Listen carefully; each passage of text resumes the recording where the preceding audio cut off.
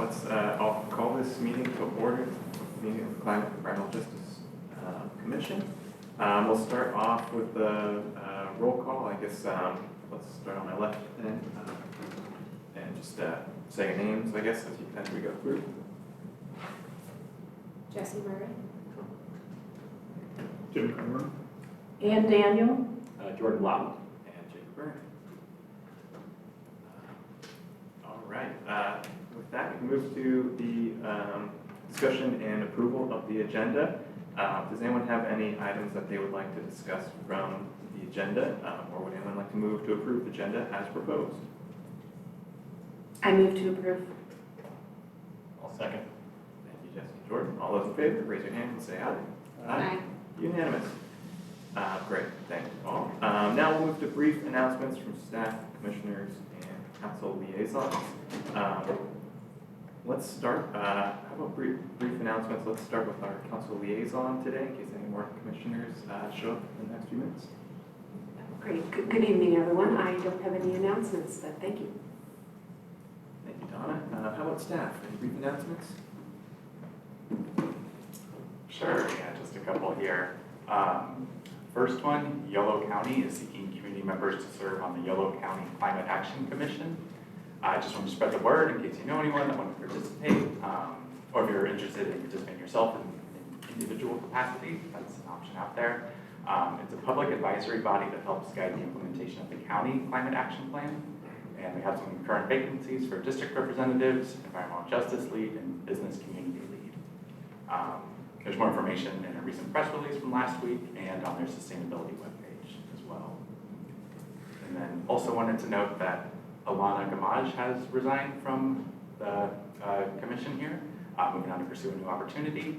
So I don't think she's going to be attending tonight, but just wanted to make a note to the group here.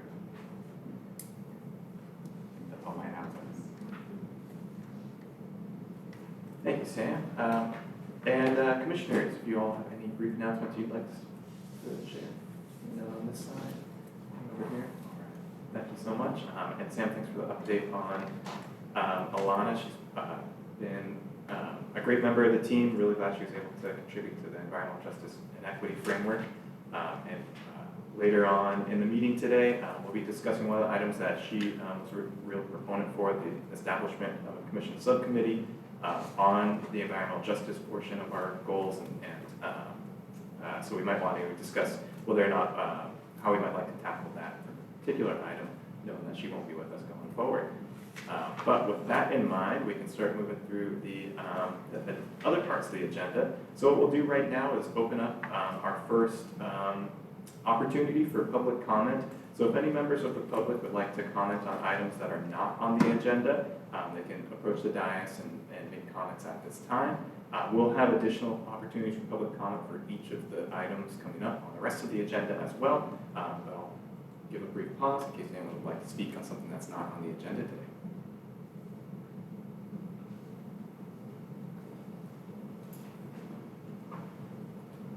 Alan Hirsch, Davis Lawrence. First, we're at the holiday times, and the winter shelter needs meals. We'll have flyers about how you can contribute for meals at Paul's Place and in the non-congregate shelter in a hotel. So we went back, there's QR codes, so they really need your help. We need to do this through March 31st, for the people who are less well fortunate. Second is, I know for all the discussion you have, unless there's enforcement of the regulations, it's all just words on paper. And I don't see any action to basically address that. And it's not a problem of money anymore. It's not a problem of money. We have new developments coming in, and nobody inspects the trees that are planted there. The Davis collection, there are trees that are planted incorrectly. The nursing stakes are shown that. So I don't know how they went in the ground. There are more hotels down on the Coel that have trees planted years ago no one's fixed. There's a hotel at the corner of Mace and the Mace Bridge, that Resenting. There are trees that have been incorrectly planted there for years, and I've complained to council. And new developments, the developer pays for the inspection. So it shouldn't cost the city. The city can even outsource it, can even pay Tree Davis to do the basic inspection.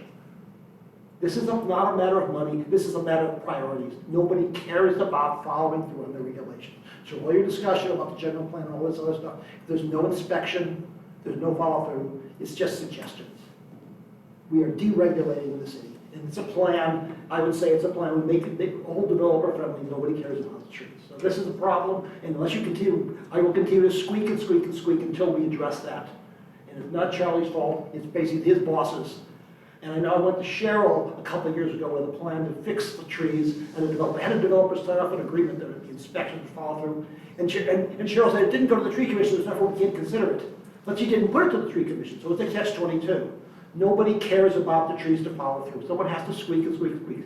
Trees are never the most important thing on our agenda, but it's always on every development, everything. And also, there's the plan checklist in the city hall when you go into the plan and get a project involved. There is not a tree, on that checklist, there's not a tree mitigation plan, tree protection plan. That's not on that list. Well, there is a piece of how to do that, but it's not on that list. I complained about that for many, many years, not happened. And also, let me give a shout out to Sherry. Sherry, again, she was proposing to basically reduce the tree cover in parking lots by 70%. She proposed to basically have 30% tree cover in parking lots, right? But only the parking spaces, not the aisles between them. It's traditionally been the entire parking lot. And she proposed reducing 30% of 50%. That's 15% versus 50%. Nobody's caring about the tree. Someone has to be on this thing. Just like we've not discussed the tree death in Slidell Park yet. No one's going to be having to review what went wrong, what can we learn from it. That cost $24 million and somebody lost their life because we didn't have enough money for trees. Somebody has to be an inconvenient truth about this thing. Thank you for listening. Thank you for working so very hard. I know this is difficult, but we need to keep aware. Someone needs to be the Lorax in this community and keep pushing and pushing and pushing because it's not happening otherwise. Because trees are never the most important thing, but they're always on the menu. Thank you. Thank you. Any other members of the public would like to comment on items not on the agenda? I'll give you a moment to press the person dies. And seeing none, we'll close the public comment, this opportunity for public comment. We'll come back to it in the future. The next item here will be our consent calendar. These are, so we've got commission meeting minutes from October 28th, 2025. That was the last meeting of this commission. If anyone would like to offer any changes to those minutes that you feel like maybe don't reflect the conversation that was had, you can do that this time. If you all think that discussion was accurately kept in the minutes, someone can move to approve that item. I think that's how it works. I'm going to abstain because I wasn't present at that meeting. So. I motion to approve. Second. All those in favor? All those opposed? And I'm abstaining. And Ann as well. Great. All right. Thank you all for that. So now we'll move on to the regular items. We've got a couple of pretty hefty items on here. So the first item, general plan introduction. This is an action item. We've scheduled about 50 minutes. That will take us to about 7 p.m. tonight on this item. Then we'll move to the state of the urban forest, which is also a 50-minute item. So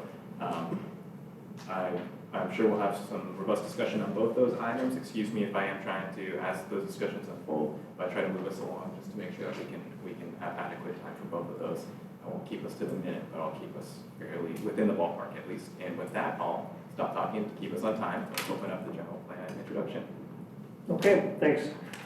So we have Melissa Stark here this evening to go over the general plan introduction. She's with our consultant handling the general plan update.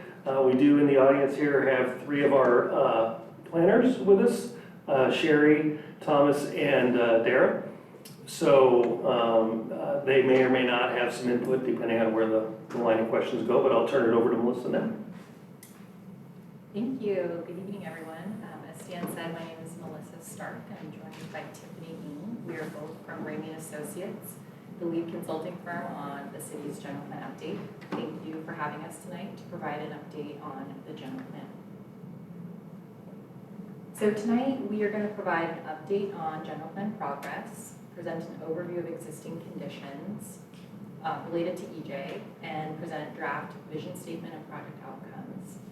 We'll look for feedback from the commission on draft disadvantaged communities, input on key issues and strategies, and feedback on the approach to integrating climate and environmental justice in the general plan.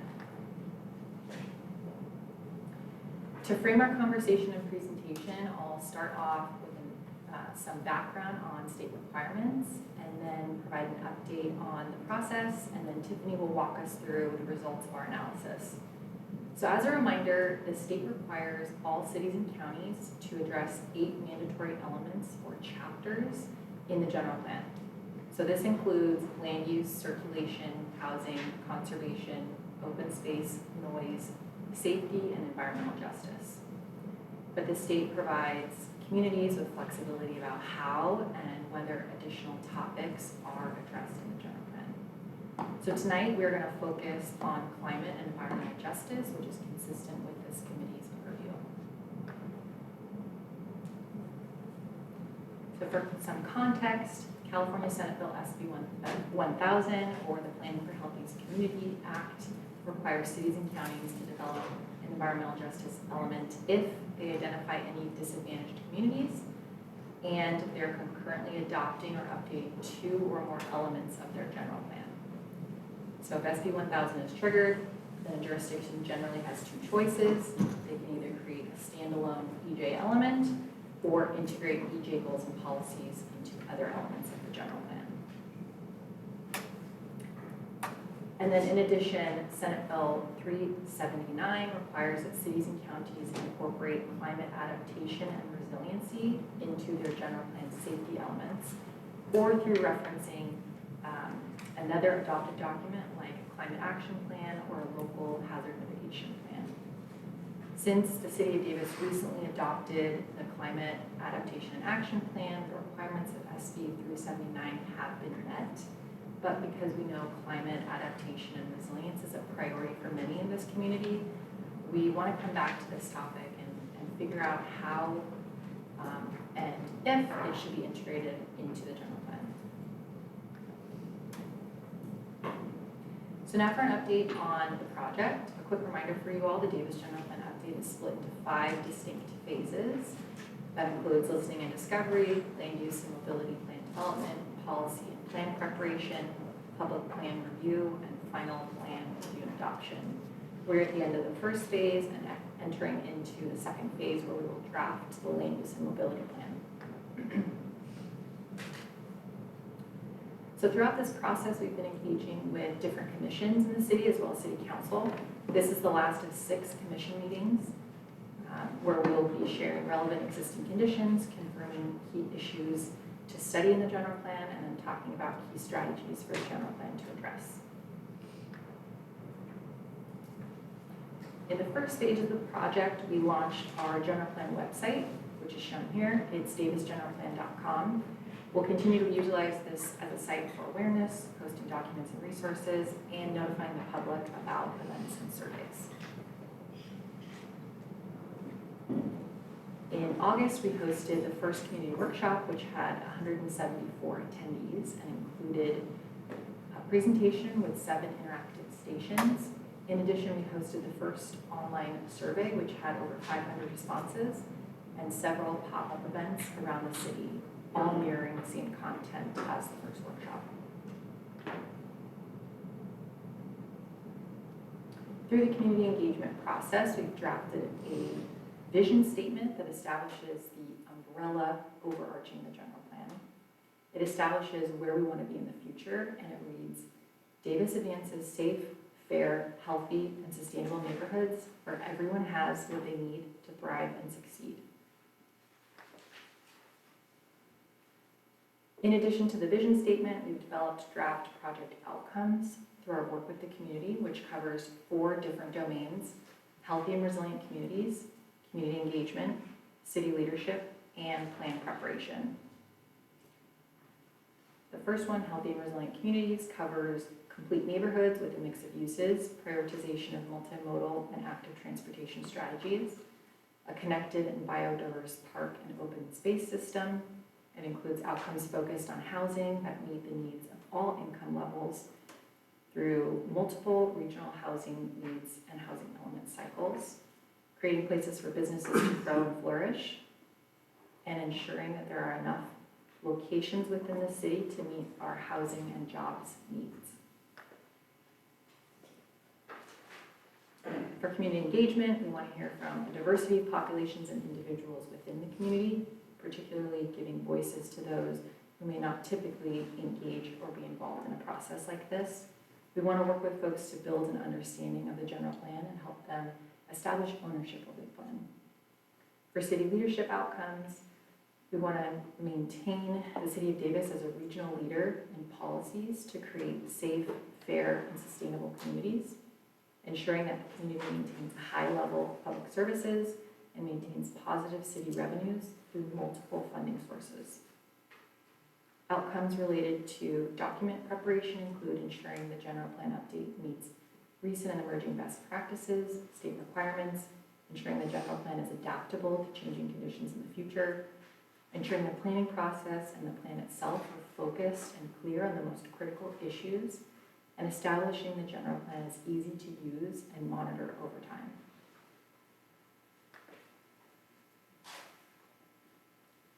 So now Tiffany is going to walk us through some background and context related to environmental justice, consistent with this committee's purview.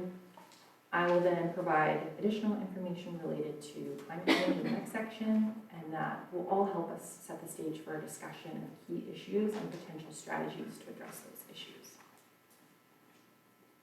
Great. Oops. Thanks, Melissa.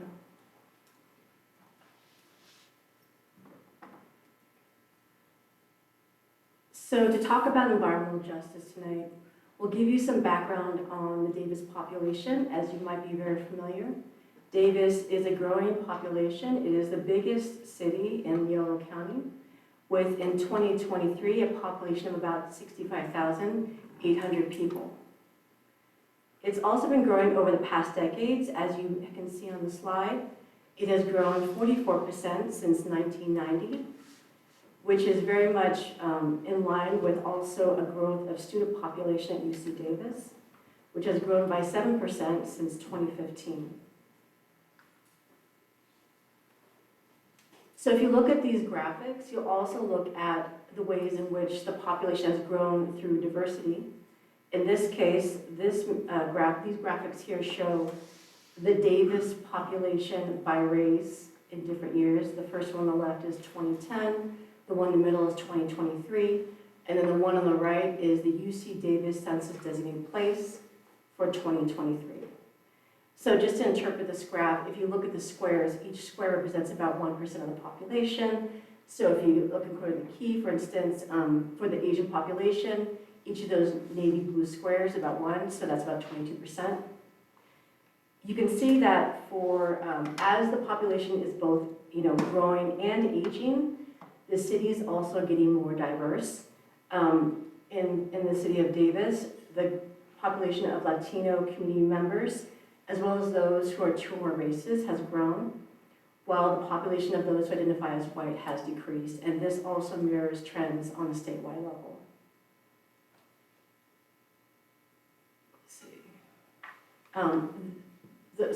This is really important, as you see, because as we talk about environmental justice and climate justice, it's important to observe the ways in which these population trends are changing and growing, especially for race and ethnicity, to think about the different ways in which there needs to be additional support services, programs, cultural events, and other kinds of things that kind of cater to those different communities as they grow. So in addition to the population growing, it's also aging. As you can see, for the population 65 and older, that demographic has grown about 60% in the last few years, while the population 18 and under has decreased by about 20%. This is also mimicking a lot of ways the statewide trends, except for the population for Davis is aging at a more rapid rate. Another thing to note is that these trends are also very much in line with the Davis Joint Unified School District, where the trends towards student enrollment has also declined. Now I'm going to talk a little bit about the SB 1000 law that requires cities and counties to include environmental justice in their general plans, giving context to both the environmental, the existing conditions report, as well as future work the city can take in long-range planning on environmental justice. So to give some more context, SB 1000 was designed to address the unique or compounded health risks in disadvantaged communities by decreasing pollution exposure, increasing community assets, and improving overall health. The ways in which this is done is by identifying what's called disadvantaged communities within the jurisdiction and making sure that certain kinds of health risks that those populations are facing are being minimized through the goals and policies of the general plan. So to expand a little bit more on the disadvantaged community definition, according to the SB 1000 law, a disadvantaged community, or a DAC, is defined as an area that has been identified by the California Environmental Protection Agency, or the CalEPA under SB 535, as a disadvantaged community. These are areas that are within the top 25% highest ranking census tracts according to the Cal EnviroScreen 4.0 cumulative impact screening tool. Or it is an area that is low income, that is disproportionately affected by environmental pollution and other hazards that can lead to negative health effects, exposure, or environmental degradation.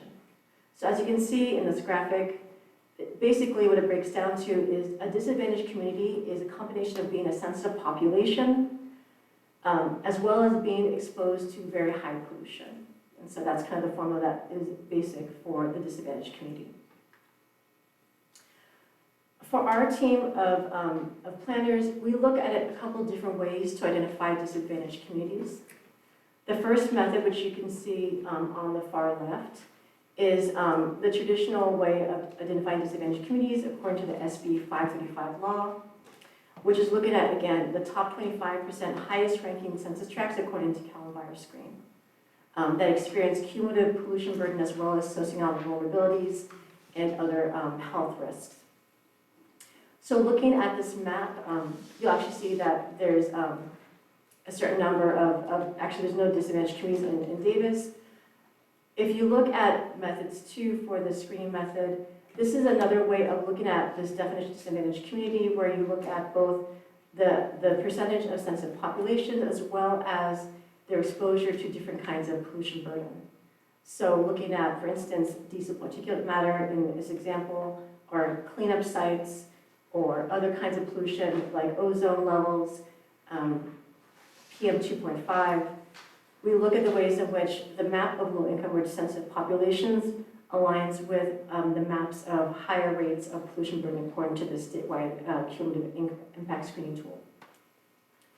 The third method is another method that we use to identify unique and compounding health risks according to the SB 1000 law that might not always be traditionally included in the Cal EnviroScreen tool that's commonly used to identify disadvantaged communities, but is really important because it looks at very community-specific, city or county-specific indicators of disadvantage that largely revolve around exposure to environmental hazards or pollution burden.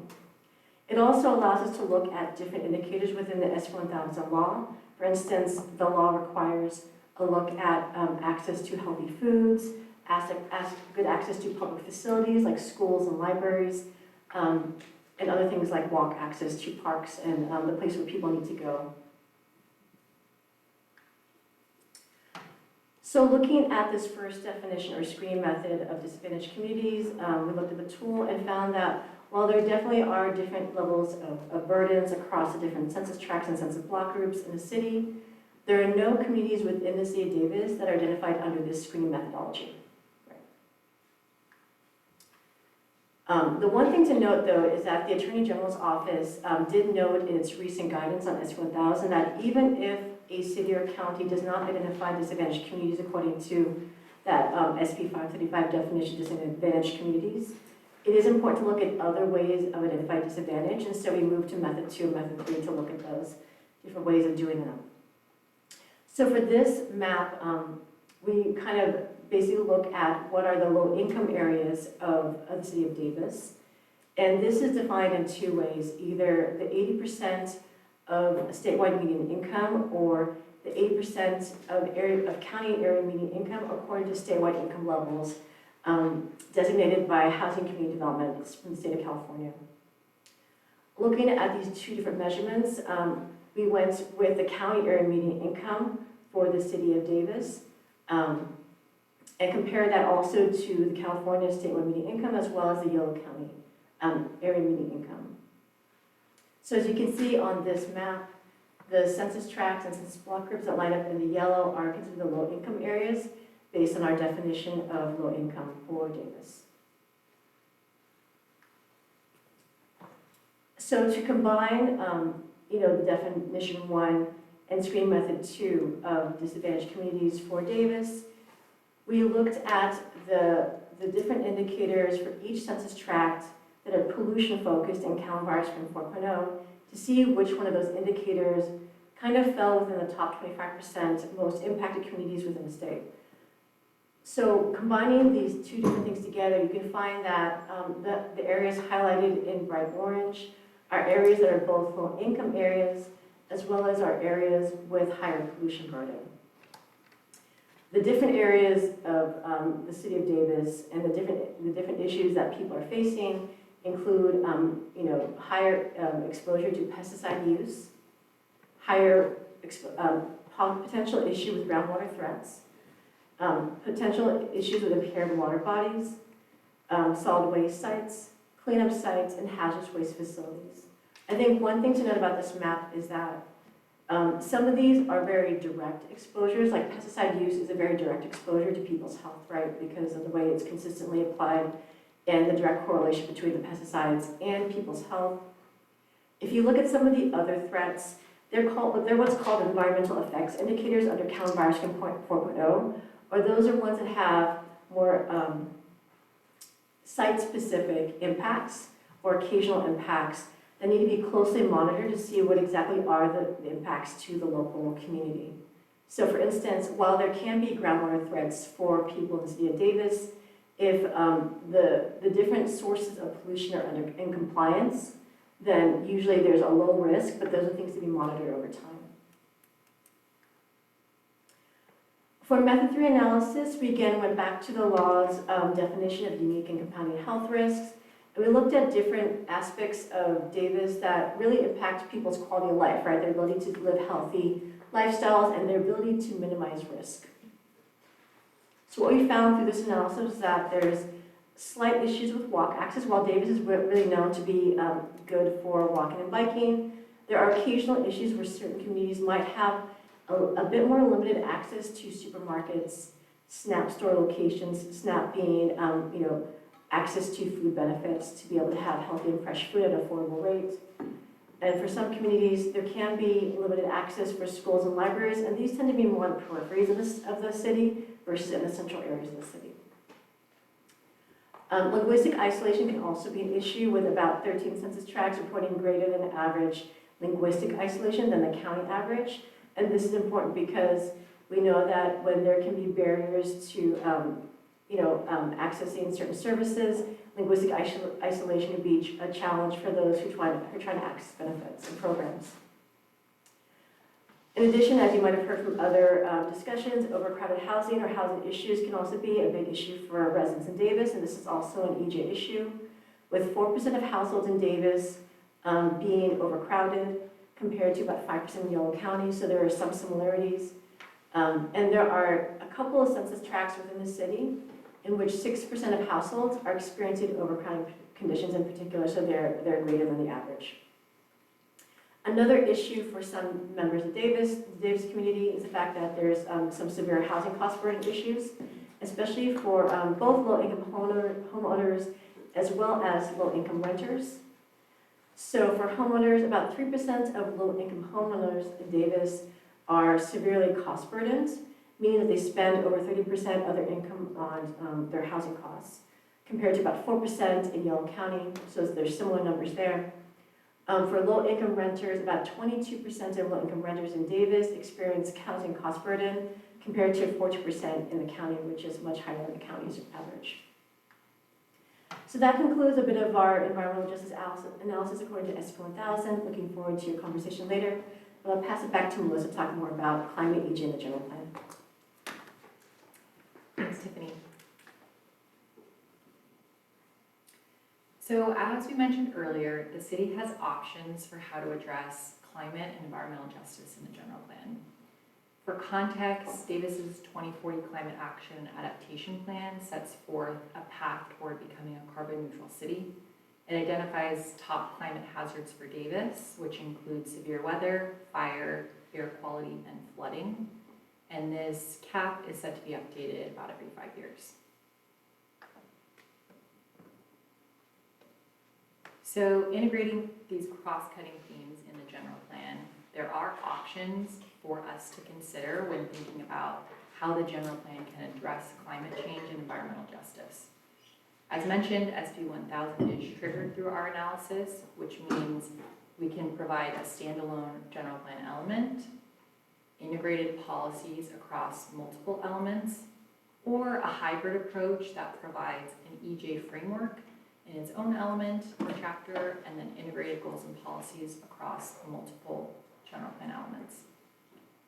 Related to climate change, the city has met the minimum requirement from SB 379, but the city can consider integrating climate-related goals and policies into general plan elements like the safety element, the land use element, or environmental justice element, for example, or simply reference the cap in the general plan.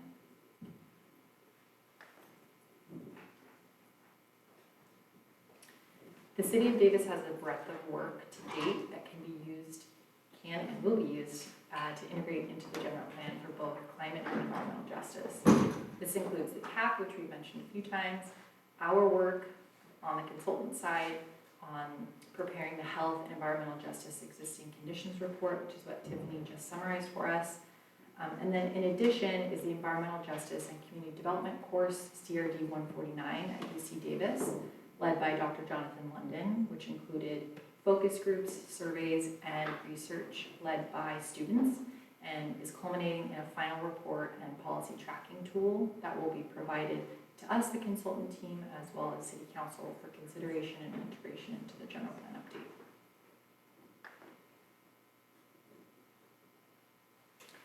So this slide offers some ideas of how climate action and adaptation goals and policies might be integrated across general plan elements. For example, in land use, we can include housing, employment, and energy efficiency goals.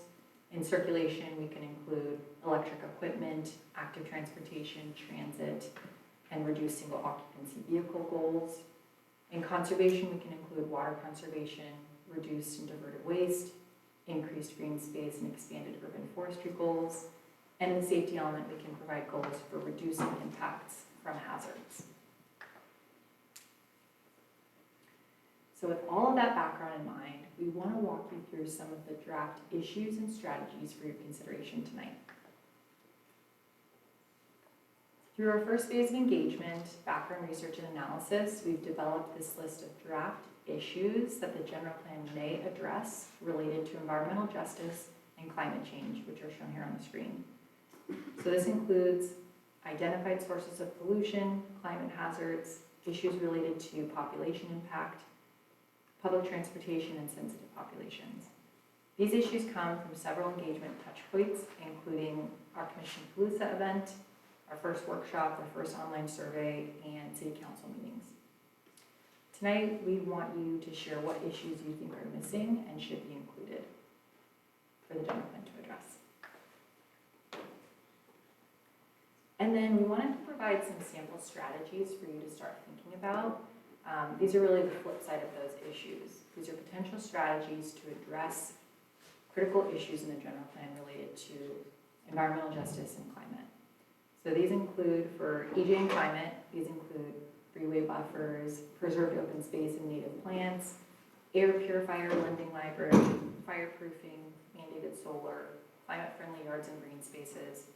And then for climate reduction strategies, ideas like local utilities and microgrids, incentivized green energy, public transit, EV charging, affordable housing, solid waste diversion, affordable housing for commuters into Davis, and more multimodal and active transportation. So this all leads to our questions for you this evening, which include our first question: do you have any specific feedback related to the disadvantaged communities that Tiffany provided? Are there any environmental justice or climate issues that you think we missed? What are key environmental justice and climate change strategies that can bridge the gap between the issues and the vision and project outcomes that we've drafted? And lastly, how would you like climate change and environmental justice to be integrated into the general plan update?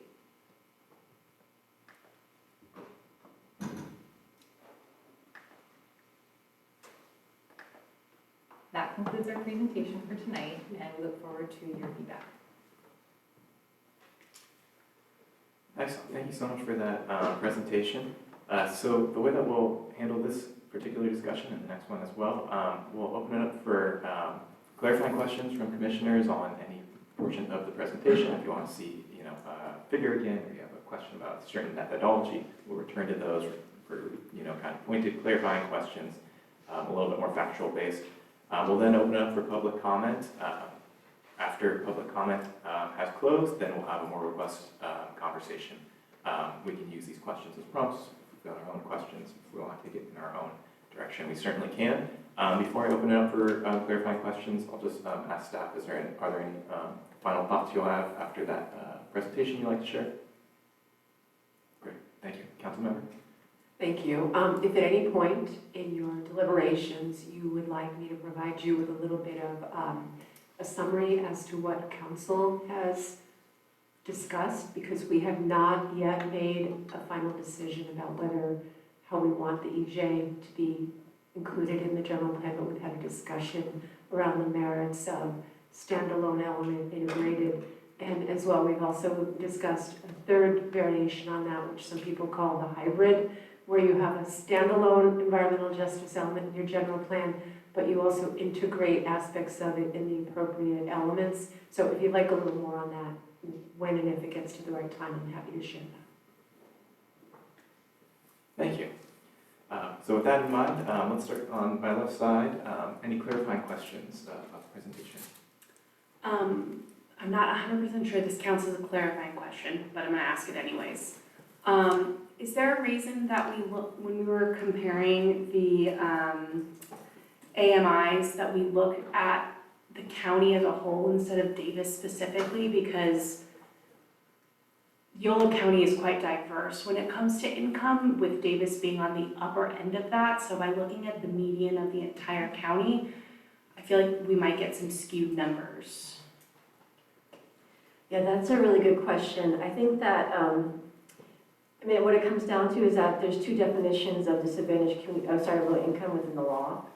And so it does mention the statewide median income as one basis to determine that, and the other one is the HCD limits. And so the HCD limits are based on county data. So that's what we kind of aligned with, yeah. HCD being Housing Community Development Yes, Department? I'm sorry about that, yeah, the State Department. Thank you. Yeah, I was confused and perplexed by your approach to identifying environmental justice issues.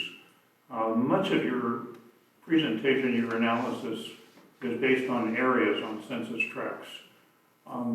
In my thinking, always about environmental justice, it's focused more on vulnerable populations, low-income, young people, and so on. And there's, in Davis at least, the way it's kind of a homogeneous population spread around. We don't have isolated ghettos or something like that. I mean, these vulnerable populations are spread all around and are not necessarily captured by the areas. In my neighborhood, there's some unhoused people, but most people are housed, and so it wouldn't show up. But those unhoused people have issues, and there's senior people, speaking here, but most of them are not, and so we would be overlooked. So I'm just curious how you're approaching it. I mean, you sort of have issues, discussion there about vulnerable populations, and yet all the analysis seems to be based upon census tracts and areas. Yeah, no, that's a really good point as well. I think what's the greatest thing about this law is that while there are requirements under the law to like do certain kinds of analyses, it also really incorporates the importance of community engagement, right? And local expertise to really determine disadvantaged communities as well, which is of course why we have this part of the process.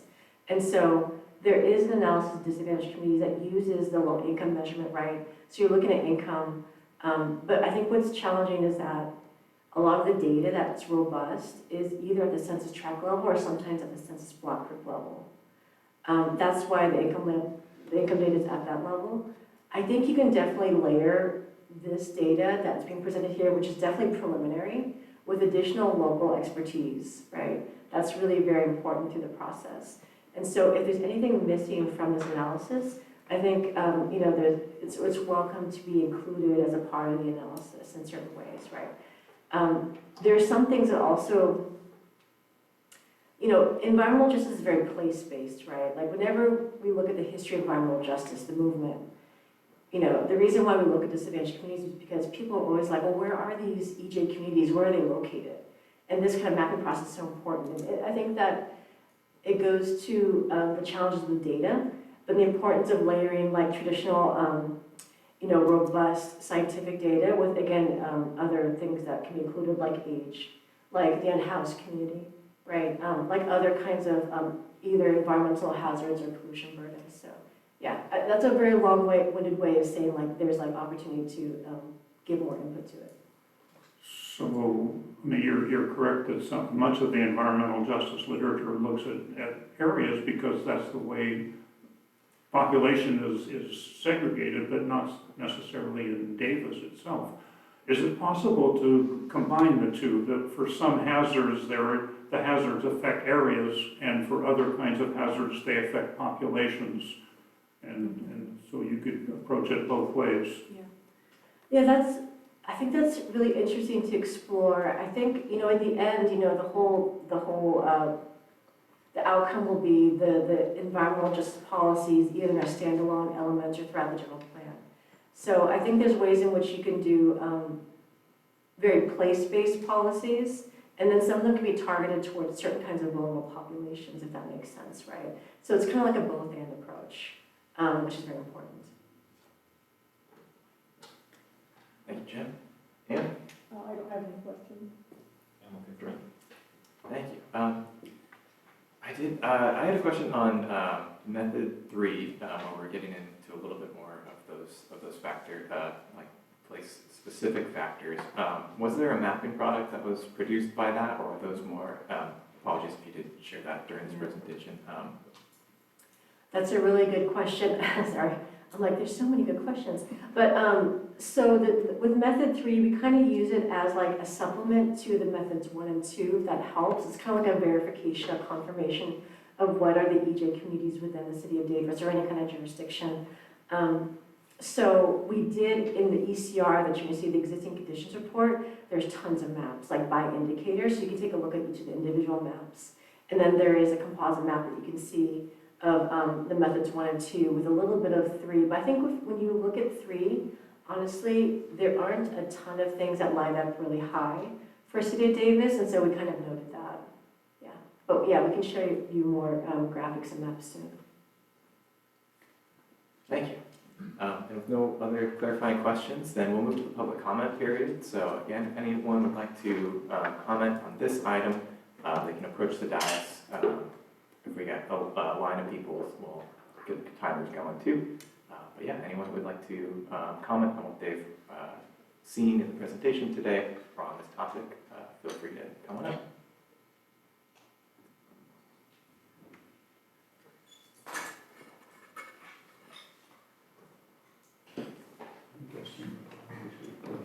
Hi, Alan Hirsch. Hi, Alan Hirsch. The social justice issue here is the temporary people who don't have landowners, who own property, that come in and out, they rent an apartment, they stay for a while, come out. They can't really change their local environment. So the people who change the local environment for those people, the apartment owners, the landlords, those are the people who need enforcement. So basically, unless you put enforcement on every single regulation here, if you sure it's enforced, it's just wasting your time.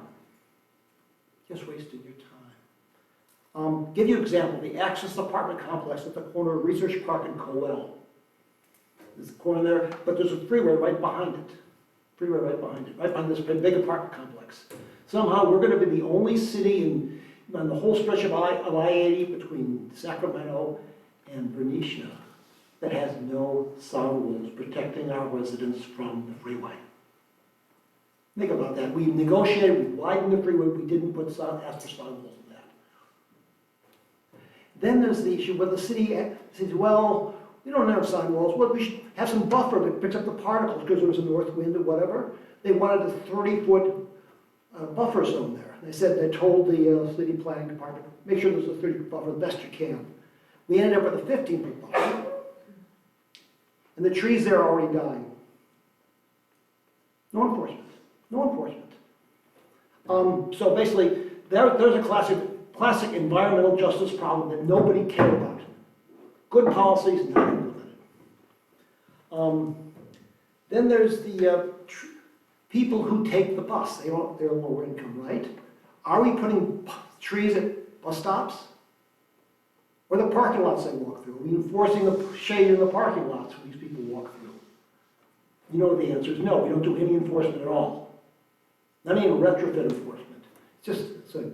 And then there's village farms, a new development coming in. We decided we're going to put a park of this. It's all back except from Covel is the transit corridor where people will take the bus and things. They will live a car-free life.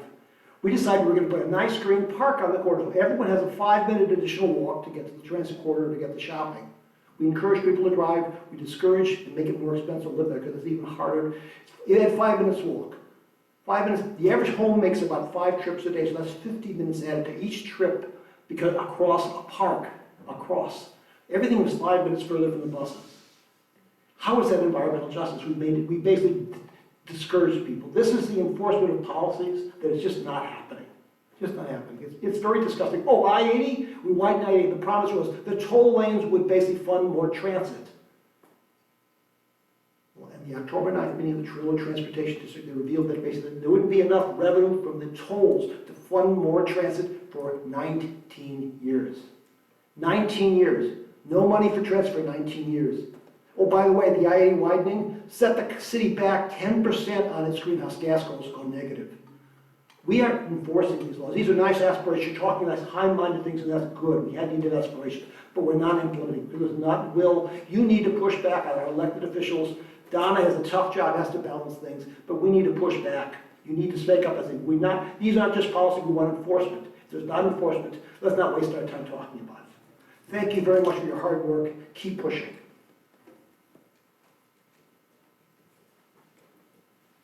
Thank you. Any other members of the public would like to speak on this issue?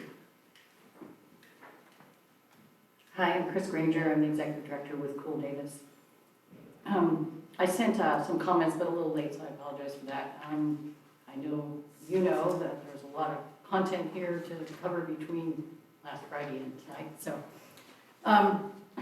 first to speak to the question about recommended disadvantaged communities, I really appreciate Jim's conversation about how our community is kind of unique because we've done a really great job of providing housing for low-income residents and making sure that we have more diversity in our neighborhoods, and so it's hard to kind of like focus in on where disadvantaged communities live. I do think we have some unique things in our unhoused community, lots more couch surfing people here than in other communities. And we have seniors and disabled who are living in older, less energy efficient buildings as our housing stock ages. And a number of other things that I raised in my comments. But I want to focus on the difference between being focused on a general plan that's focused on building new and what we're going to say about the new parts of our community versus what we need to do about looking at how we want to address the aging infrastructure in our community and how do we make sure that we're building a more equitable community because we're making sure that aging part of the community is coming to kind of equity with Our state is moving on energy code and so many things related to climate, but so much of our community also needs to be retrofitted, and that's going to take our community deciding that we're going to make this happen, probably through some kind of ordinances and leverage with property owners to move things like energy efficiency so that lower income households have safe and affordable spaces to operate, not just because of their rent, but also because of their utility bills. And it also means protecting our aging tree canopy and addressing that as a part of our goals, bigger goals for the community, and how we're going to pay for that in the future. And then finally, and I know this is not the commission for this, but I'm going to say these things anyway, our biggest impact in greenhouse gases is related to transportation, and air pollution is a huge issue as we go forward, especially as we have more heat emergency days, and their impacts on populations and children and people with asthma. So we need to be concerned about building community and retrofitting our community for less vehicle use. We need to get real about that in all of our neighborhoods so that more of us are getting out of our cars, onto our bicycles, walking to our neighborhood shopping, getting on the bus because there are plenty of them for us to get around our community. And finally, with regard to environmental justice and climate change being integrated in the general plan, I'd like to see an integrated format, both where we have a really strong environmental justice section and that climate change and environmental justice are also addressed in sections within the other pieces of the general plan.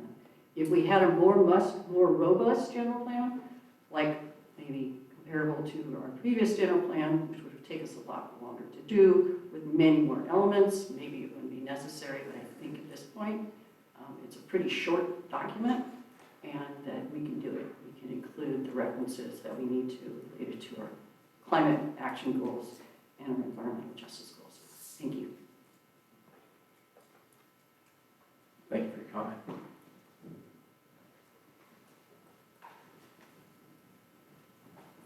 Hello, my name is River Burkhardt. I'm a student at UC Davis, and I'm here with my peers. We're part of a group that's redoing or proposing parts of the general plan to the city. I would like to make a comment about tribal inclusion and consultation. I'm Sisseton Wahpeton, Iote, Cherokee, and Choctaw, and it is kind of disheartening to live in an urban place but not have any cultural resources or programs. The only one I have access to personally is going to Sacramento to the Sacramento Native American Health Center or to the Nest on campus. We would really love to see some form of co-management programs or tribal consultation policies within the general plan, specifically with the Potawatomi tribe and the Wintu Nation. Along with this, we would really love to see some type of like stewardship program. We know you guys are trying to address climate change, so we think including the Potawatomi tribe to address water issues, transportation issues, energy issues, housing issues would be just really enlightening. It would be another testimony, another side for you guys to hear. We also would love for the city to acknowledge redlining and racial inequity that Indigenous people face every day. We are, less than 1% of the city, as we saw on that graph, but we are here and we want to be heard and we want to be seen. Thank you.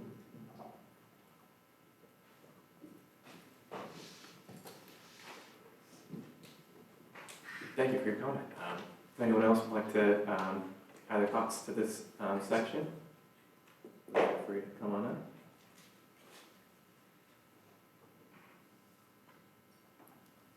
And seeing none, we'll close the public comment on this item, and we can pick up the commission discussion. And again, we do have some questions on the screen. Pick those up, but we don't have to do if there's other burning thoughts going on. I started on the left last time, so let me start on the right with Jordan. All right, thank you, Jacob. Yeah, there's a lot here to go over, so I might have some additional thoughts as we get into the discussion here. I'll try to be relatively brief here, which I know is not always my forte, but I will say that I think the discussion about disadvantaged communities and the methodology by which we identify those is important, and also looking at, you know, I do think there's, the interface with the university is really important. You know, the corridor there along Russell, where the university has, you know, dorms pretty close to that, as a former student, right? That's where a lot of that traffic ends up. And kind of looking at some of those more holistic indicators, I think is important.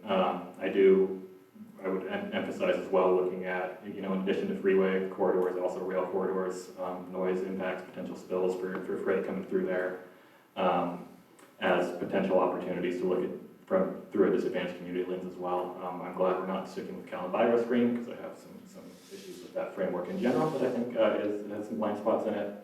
And then, you know, I think I would also kind of note that in terms of the, you know, EJ and climate change issues and opportunities, I think the list is pretty comprehensive. I do think, you know, emphasizing policy regarding clean air, cooling, and warming centers for the community in general, and whether that's through partnerships with you know, community groups or through city spaces in general. I think those are really key aspects of climate adaptation. You know, the state's funding community resilience centers right now through the Strategic Growth Council, so that's a place where the state's wanting to see investment as well. You know, from a integration framework, I really like that hybrid option for a couple reasons. One of which is that I think if you keep EJ in its own element, it can very easily be lost when you're looking at other aspects of the general plan, which I think are going to get more traffic, so to speak, from, you know, folks who are looking at this in the future. And I would also add that I think it would be really powerful for both this commission and for other commissions and just city decision making to have some really strong EJ framework in the general plan itself that could kind of create some you know, consistency and shared understanding of that topic across the board. The other thing I'll add, and I'll defer to the commission, we might want to hear this, but I'd be very interested in hearing from Donna on what the council has discussed on how to integrate EJ in the general plan. So that's what I've got for now. I might chime in a little bit more later, but thank you.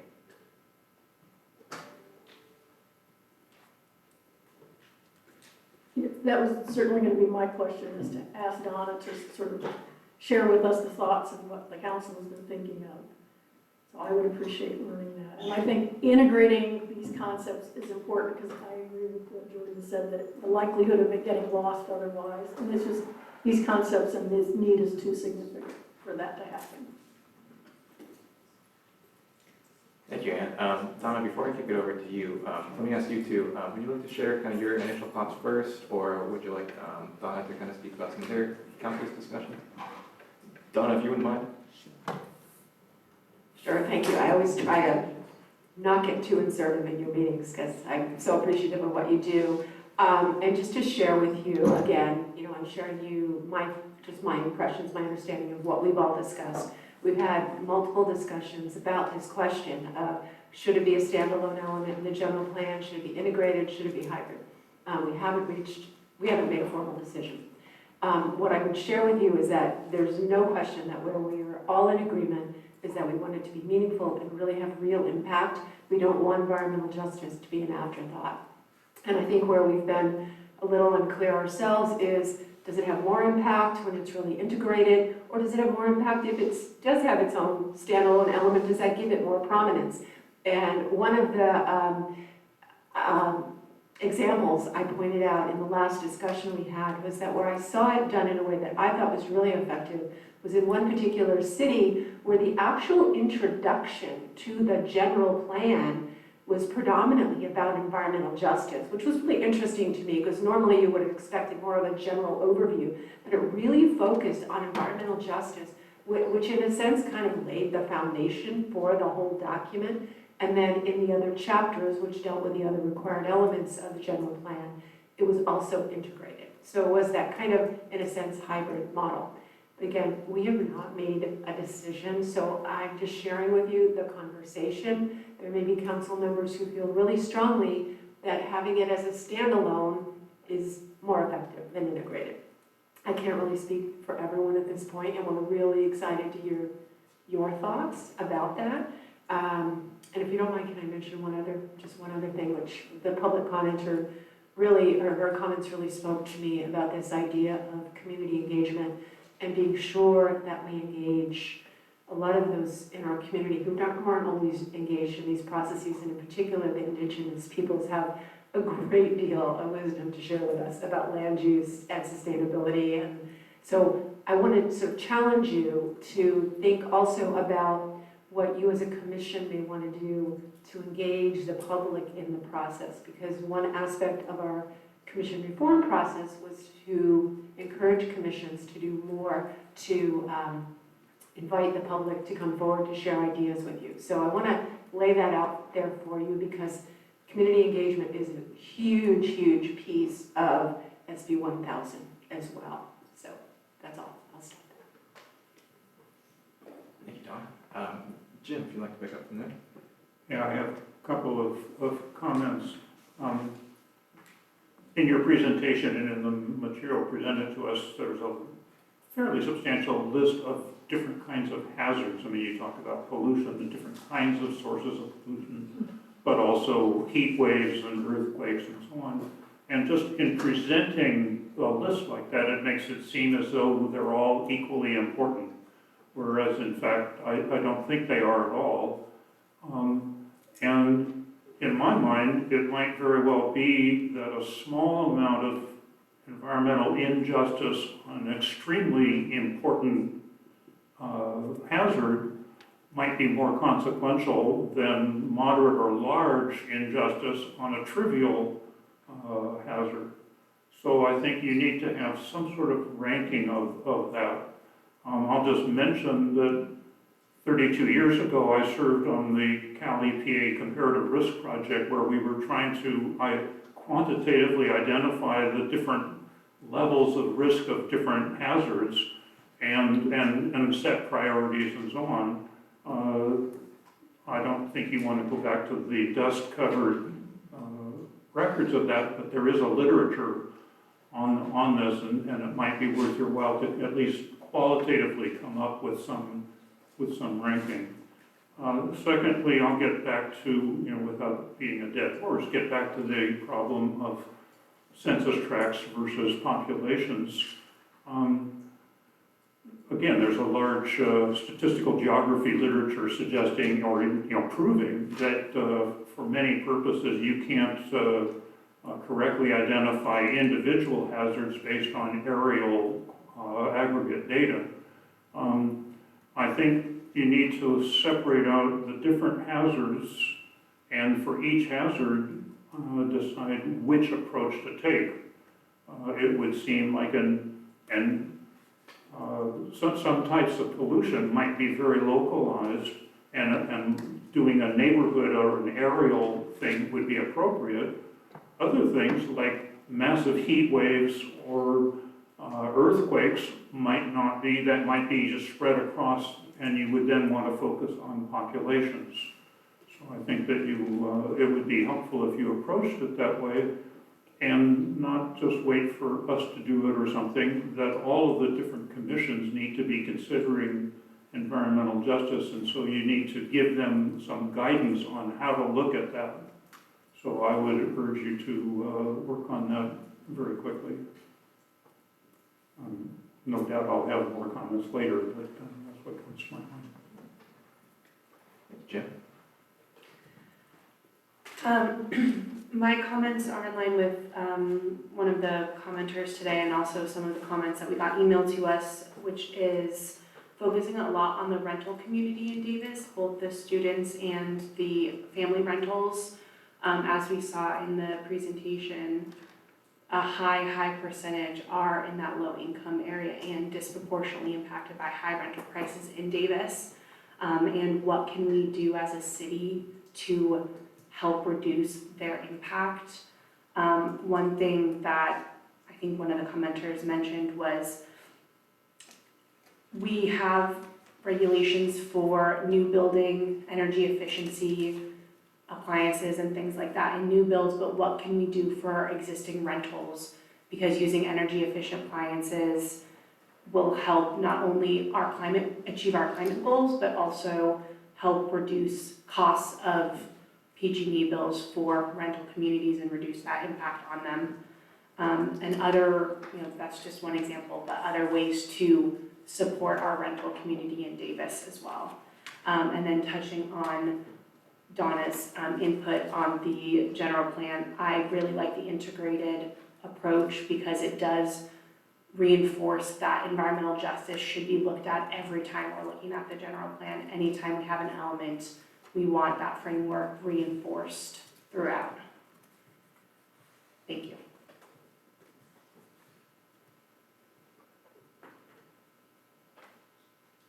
Thank you, commissioners, for those thoughts. I'm sorry, I should have opened up this discussion with a reminder too that, so this is an action item, so I'm hoping at the end of this discussion, we'll be able to put forward some kind of recommendations for this process, I guess to the, kind of related to some of these questions that we've been circling around in this discussion. It is about, a quick time check set, we're at 7:10, so we're about an hour in. I think this is such an important topic, though I'm not incredibly worried about that going over a little bit. Sorry, Charlie, because he'll be our next presenter. But I'm sure he's got a ton of patience for us to discuss this a little bit more. So just to summarize a little, some things I'm hearing, I think some common topics are, looking for recommendations for how we're identifying disadvantaged communities within the city. I think we've seen a couple geographic ways of doing that have been presented, but I think Jim, you've also noted that there's some maybe like non-location specific aspects, some kind of like identifying. So I'm wondering if we can make a recommendation on whether there was any of those geographic items or approaches that really spoke to us, and any recommendations on how could we do an additional sort of community specific approach of identifying segments or sections of our population that could also be considered, that would be sort of non-location specific. So I'm thinking about that issue or that item, as well as maybe some, in addition, thinking again about the geographic approach. Jordan, I know you mentioned like specific corridors might need to be highlighted, rail corridors, highway corridors, and some of the priorities around that. I think we could also have room here for then like identifying some of our like more broad priorities around greenhouse gas reductions and environmental justice. It sounds like there's a few folks who prefer that hybrid approach, to take it to integrating environmental justice into the general plan. There's a couple ways we could do that. Jim, I think your idea too about, I think your point about prioritizing those different risks, the different segments of the population, and comparing the populations to the existing hazards as well. I think that could be a really great recommendation if we can build on that a little bit. And Jesse, your comment too just made me think as well. I'm struggling a little bit to think of how to integrate the climate action plan, which is intended to be updated on a more frequent schedule, and so it will be updated much more frequently than the general plan, and we'll have much more detail and specific analysis around that. How does that then communicate to climate issues within this general plan, which is a little bit more set in stone? Just your focus there on renters made me think, maybe the general plan is a way to help maybe the prioritization of what's in the CAP. Of the general plan can be an avenue to identify key areas of concern regarding climate change, greenhouse gas reductions, and then the CAP can then take those concerns and say, if we've got 10 actions we want to do, the general plan tells us we should focus on these first 3 or something, and that's where our limited amount of funding can go. So those are a few things I'm thinking of. Maybe we can start, putting together a couple recommendations and move them forward one by one. And I don't think I captured everything that you all mentioned. So I'll turn it back to you all, and we can start talking. Oh, Stan, yes. Oh, sorry. Excuse me, sorry to interrupt, but we actually don't need a formal recommendation this evening. We've taken very detailed notes, and we want to be respectful of everyone's time here. But if there are any other thoughts, maybe we'd be happy to take those detailed notes. So just wanted to clarify that. Thank you so much for doing that. Jordan, did you have anything you wanted to add there? I do have a couple, but that just made our job a lot easier, so that's very helpful. So I'll just add a couple of other thoughts based on a little bit of what we heard. I really do like the idea of going a little further and slicing and dicing the geographic data in the ways we can. I do think we're going to run into issues that you just don't have great granular population data on some of these things, but I do like the idea, for example, overlaying city demographics on these maps and saying, okay, we're looking at it at a county level because that's what the law requires. What about if we set the baseline at the city's median income? And then look at the comparatives there, right? And kind of that could be a tool to help inform decision-making in the future, even if it's not required. I really like the idea of engaging and, formalizing some use of traditional and tribal ecological knowledge in open spaces and maintenance of Davis's green space. I think that could be a great partnership with the tribe, and also that's something the state's really interested in funding right now, so it creates more opportunities to secure grant funding for projects like that. And I hear and definitely agree with the note that, a lot of these burdens fall on renters, and I do think there's a lot of push and pull that we need to think about between, okay, how do you incentivize the behavior we want to see, while at the same time, not creating an environment where folks are just going to start selling and put further pressure on the rental stock, right? Because they say, I don't want to deal with this, I want to get out of it. And so I do think we need to be looking more at incentives on how to encourage installing air quality, and air quality monitors and air quality purification technology, right, in rentals, things like that are the ways we can incentivize that behavior rather than put teeth in it as a starting point at least, right? Start with the carrot before we get out the sticks.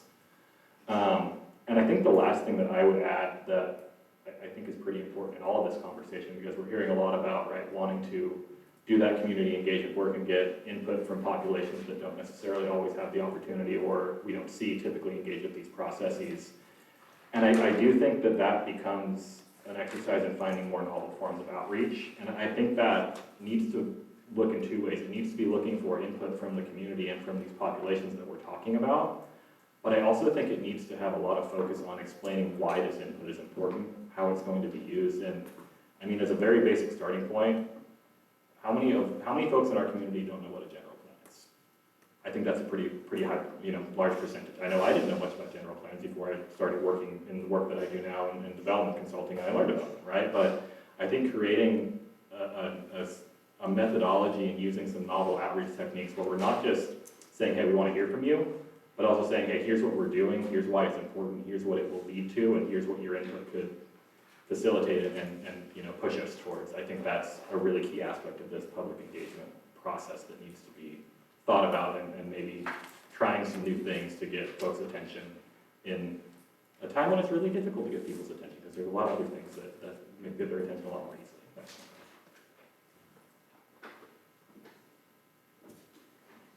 I would just like to sort of reiterate the sort of incentivizing things for the renters, because I think that money could be found in order to do some things that would offer rebates or whatever the opportunities might be to have more energy efficient equipment, things in a rental facility.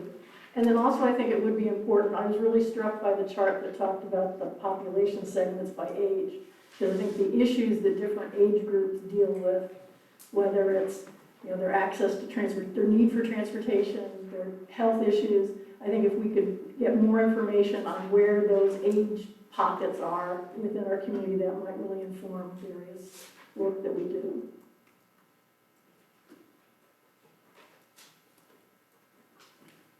I want to put in a strong, plea for the hybrid approach, where environmental justice is incorporated in every chapter, but then there's a separate chapter also on environmental justice where we consolidate and summarize those, but then go beyond them to broader issues. I think that's the approach to take.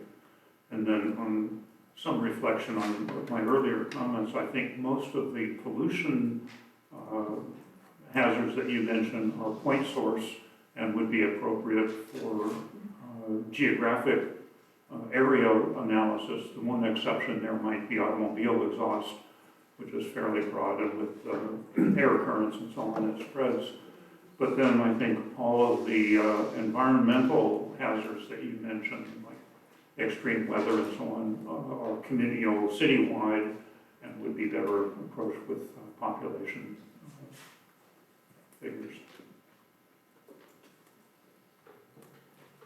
And then just to touch on things that other people have said, and then back to my original question that I had was just looking at Davis numbers as well and talking about income, because Davis is unique in Yolo County in that the income in the area is a lot higher than the rest of Yolo County. So if we use the whole county numbers. We are dragging down what we would call low income, where things aren't affordable in Davis, even if you're using those lower numbers. So, like Jordan said, they're not state mandated, but would still be helpful when looking at the general plan.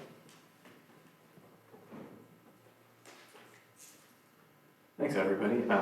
And yeah, glad we don't have to put concise recommendations together, and you all have been taking great notes. I want to plus one, and what you were just saying too, that analysis of the age-based population segments was really crystallizing for me. I feel like there's because your analysis to date has done a really great job of identifying, kind of slicing and dicing the community in different ways and identifying different vulnerabilities.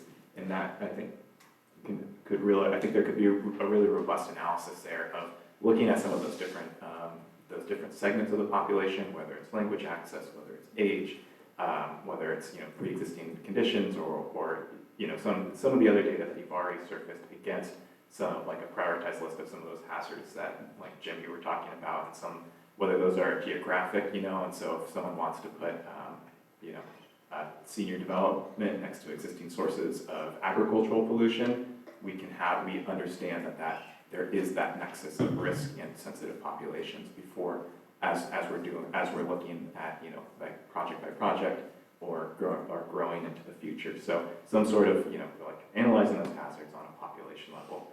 I would, and I guess, I think, thinking through again, just to restate that, the climate action plan, or the general plan seems like a great place to identify those high-level goals that the climate action plan can then use to prioritize, and it sounds like there's a lot of consensus that renters and rentals should be a place where a lot of priority is set for greenhouse gas reductions, and those strategies in the CAP that speak to greenhouse gas reductions in rental properties. I will also then support the idea of using a framework analysis that then, with in environmental justice, then one central analysis that's spread out throughout the rest of the general plan. I think that's sort of how the commission is approaching it, and make sure that environmental justice isn't siloed, that it touches all the different parts of the general plan, and I think will help show folks that it affects every part of the general plan. And you can't just kind of bulldoze through the general plan without considering environmental justice. With that, any final thoughts from commissioners on this, or are we feeling good to close this out? I've got one maybe question for us to consider as a commission. I am glad we don't have to synthesize this whole discussion in a handful of motions, because that always gets us in trouble, but is there any interest, and I would actually, I'll make a motion that we recommend that the city council and the planning team utilize the hybrid option for integrating environmental justice in the general plan, and maybe provide that to council as our position as a commission. I'd like to put that out there for discussion.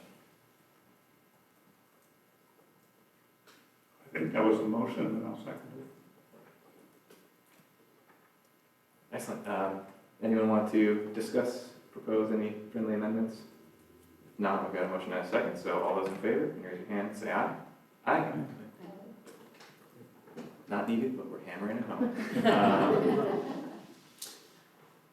Thank you all so much for that discussion, and thank you to the public who came and commented on this item today.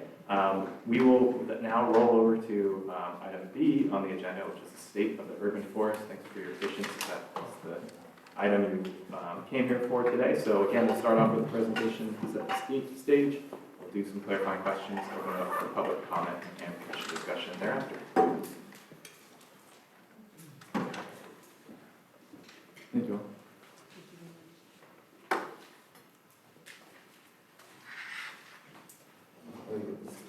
You want this one? No, you have spoken.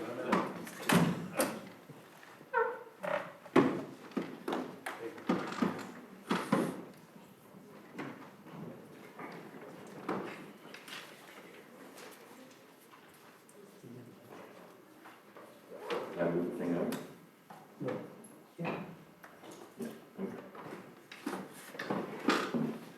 Hello, everyone. My name is Charlie Murphy. I'm the Urban Forestry Manager for the City of Davis. I'm housed in the Public Works, Utilities, and Operations Department. I'm here to talk to you guys about the State of the Urban Forest, which was actually released publicly via your guys' packet on Friday. It is also now being housed on the city website, which is part of the Urban Forest Management Plan, which I'll talk about here in a second. So the Urban Forestry Program for the City of Davis is responsible for essentially all of the trees within the city right away, as well as the protection of private protected trees per the city code. Those are trees of 5 inches or greater, commercial or any property essentially that is not single-family home or duplex. And so things like that need permits and mitigation and things like that. So that's what the program itself is responsible for. The Urban Forest Management Plan, most of you all were part of my previous presentation about that. It was adopted in 2023. It was a very long undertaking with community involvement and engagement, and it is a 40-year plan that lives completely online. So there's not a printout and read option for that plan. But what that benefit comes to us is essentially being able to evolve that plan as it grows and as it comes into play with, say, the CAP or the general plan and things like that. Part of that plan called for an annual report, which is what we call the State of the Urban Forest, which is supposed to catch each fiscal year essentially the efforts that the Urban Forestry Program completed.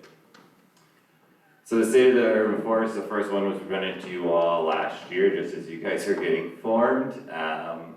And really, I think the important thing with that initial plan was kind of setting the guideline of metrics that we're going to be comparing our program with as we continue on.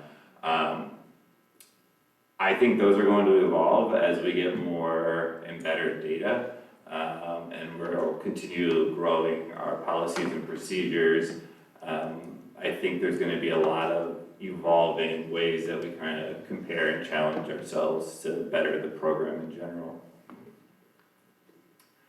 So Urban Forestry's responsibilities are to maintain the 30,000 or so trees that I mentioned previously. Those efforts can be anything from planting new trees to pruning young and old and mature trees to the actual and end removal of trees, and including their stump grinding. There's also a lot of administrative work. I'm not just out playing in trees all day, as much as I would wish. That involves like the review of development plans, engaging with things like the general plan conversation, working through the permit process as well as removal requests and things like that. There's also, and I think this is the most important part of the job, is the community outreach and engagement component of this. A lot of that work is done through a contract with Tree Davis and our planting efforts, but it's also done by coming to events and things like this to kind of talk about our program and how folks can get involved, whether that be helping plant a tree or just calling when they see something or an issue with a tree in their neighborhood. We have 30,000 trees and I have a staff of 5 people, so can't see every tree every day, so we kind of really depend on the residents. Some other things that kind of came up this past year is the finalization of the climate ready tree species list, but you guys are aware of that because I came here and presented it to you guys, as well as any long-term planning for the city's urban forests, like again, as part of the general plan, the CAP and things like that. Real quick, I think this really kind of sets the framework for kind of what urban forestry is all about. So the Urban Forestry Management Plan is at that top thing. That is really our broad guiding document. And underneath that, we have our ordinance, as well as our involvement with this commission and then the tree advisory board that we're in the process of creating. And that is where kind of the enforcement and authority and things like that came to be, as a couple of commenters have made that point, is those updates and things are coming post the management plan. So we've already gone and done one update to the ordinance. There's several more that need to happen. We're just doing it in pieces. And then you have a lot of different things that also need to be built out and fleshed out, which are things like standards and policies and procedures that are internal. that potentially have some external ramifications, but again, without that ordinance and enforcement authority tied to that second tier there, we're really not going to be able to follow up and hold people responsible. So it is a tiered kind of effect that we're kind of working our way down from the top, from the management plan that happened in 2023. Getting into FY25, this is going to be interesting because it's November and the fiscal year ended in July. So I had a lot of, I don't know if you guys caught it in the report, but a lot of talking about things post haste backwards. So we're talking basically from July 1 of 24 to June 30th of 25 here. And so you can see there is our budget. A lot of that stayed relatively the same. I think we had an increase of $100,000 from last year within our general budget. But again, the cost that goes out to West Coast versus staying in-house stayed around 50%. I mentioned previously that the urban forestry program has 5 staff. We did lose 2 at the end of the fiscal year. Just before the end of the fiscal year, we lost one of our supervisors and one of our techs.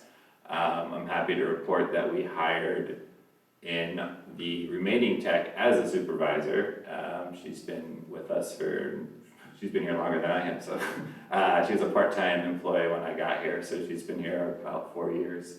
And as of today, we had one of that tech positions being filled and starting today, and the other one is starting in 2 weeks. So we'll be fully staffed. And I just want to point that out because we had 2 folks leave in like April, May of last spring, and they were only with us for about 9 months. And the onboarding that is required when you're utilizing things like asset management systems and different things like that really takes a lot of time to get so that your team is fully functioning. And I felt like I had a fully functioning team for about 2 to 3 months, and then starting back over again. So it has been interesting of a lot of these things that I talked about in that kind of flow chart. It's like some of the bigger picture things have to be put on hold when you only have 3 staff members for 6 months, and I got to run around and throw things into Jibber. So as part of this State of the Urban Forest, we try to do an analysis of the type of work that we were completing. I want to be very kind of clear on this. I'm talking about right now work orders. So if you see at the bottom there, it says about 1,700, a little over 1,700 work orders. There are thousands more trees that were touched than just those work orders. So a work order can have multiple trees. So if we're going to prune 15 trees in a park and they're all getting the same prescription, then we wouldn't create 15 individual work orders. So I'll talk about that a little bit more later, but just want to be clear that there's a lot more being done than just quote unquote the number of work orders. So this is just kind of breaking down the type of work that was completed, and I think the couple of things that I kind of want to point out is that bottom line there. So we actually saw a decrease in the number of removals and limb failures, which allowed us to do an increase in pruning. So it's kind of like doing proactive work, lessens the amount of worse end stuff that you have to do on the back end. So we really focused on catching up in our backlog of work orders this year, which will be shown, I think, in the next, no, it's this slide I guess I can talk about. So in the report, it kind of mentioned that we had a little over 1,600 work orders created, and we closed 1,700. So we started the year with a backlog of 305. So we closed out that backlog from fiscal year 24, and then we closed out most of the work orders for this year. Last year when we presented to you all, we had a 21% deficit from the number of work orders created to the number of work orders closed in fiscal year 25. So we've gone from a deficit of 21% to a positive of about 25%. So there's that big number there with the work order totals, with the breakdown of who is getting assigned those. I think an important thing to kind of point out between this year and last year, while the techs are still, the UF tech crew are still handling a bulk of the work, it's actually down 12% from the year before, and there's an increase of about 13% in the supervisor and manager section. That's not just because I got off my butt and started doing things. We are trying to implement an effort of putting eyes on things quickly so that we can prioritize appropriate work. So the number of times we get calls for a down branch and it's a limb this long that we can throw in a pickup truck, there's no reason to send a chipper with 2 folks there. So our goal has been trying to put eyes on things with the supervisor and manager before sending it off to crews, unless it's a dire emergency. But there's just so many things that still just kind of get directly to the tech, and that's kind of why you see that massive influx by them. But again, we are working on that policy around it. I mentioned again, these are work order conversations. Another big piece of what we do as a whole is block pruning. And so you see that number there of over 2,500 trees that were block pruned by West Coast. That is up from the year prior. It is still about 1,700 short from that 7-year cycle that we are striving towards. Part of the conversation with council that we had in August, which again, it's not the fiscal year that we're talking about within this report, but was mentioned within the report, is figuring out how do we change our procedures and policies around what we're looking to do with block pruning. A big focus of that conversation was tied around high occupancy zones. That led to some of the funding that up from the previous fiscal year, and was mentioned within the report in terms of the number of trees that we pruned in parks and greenbelts, which are 2 of the main focuses for those high occupancy zone areas. At the bottom of the slide, you also see that planting and young maintenance and tree maintenance that we contracted through Dravis for touched an additional almost 1,200 trees, which included the planting of 116 trees. And then that young tree maintenance. A lot of these trees are getting multiple visits. Some of it is multiple waterings through the summer for our younger trees. Some of it may be pruning, as well as weeding and mulching and just doing health checks on trees. So I did want to point out the planting diversity here. I don't think we have any specific species over 17, which is great. All these species are on our climate ready tree species list, so I mean you can't create a list and push it out to people without following it yourself. But we're really trying to set ourselves up with a large diversity of species that will hopefully be able to handle the future climates as we've predicted through our list. So part of the Urban Forest Management Plan has an implementation portion. Again, this is all online. If you've been on our website and looked at the Urban Forest Management Plan portion of the website, the implementation plan is the portion of the website that literally has the little bars with percentages. Those are subjective. I'll also say that some of them are quite evergreen and never really gonna get to 100%, or they could be at 100% and they should just stay there. I mean, some of the action items are release the state of the urban forest. So, okay, I did it, I'm at 100%, but tomorrow I'm at 0 because I didn't do it yet this year. Some of them are engage the community about the urban forest. So hopefully we're never done doing that, but we are always doing that. But it is a good thing, again, with this annual check-in to be reminding ourselves of the goals and mission of that urban forest management plan. Another portion of that plan, the implementation plan, is going to be stuff that is going to be at 0 until it's not, which is things like updated analysis of our urban tree canopy. That's not something that happens annual. That's not something that happens every 3 or 4 years. It usually happens every decade.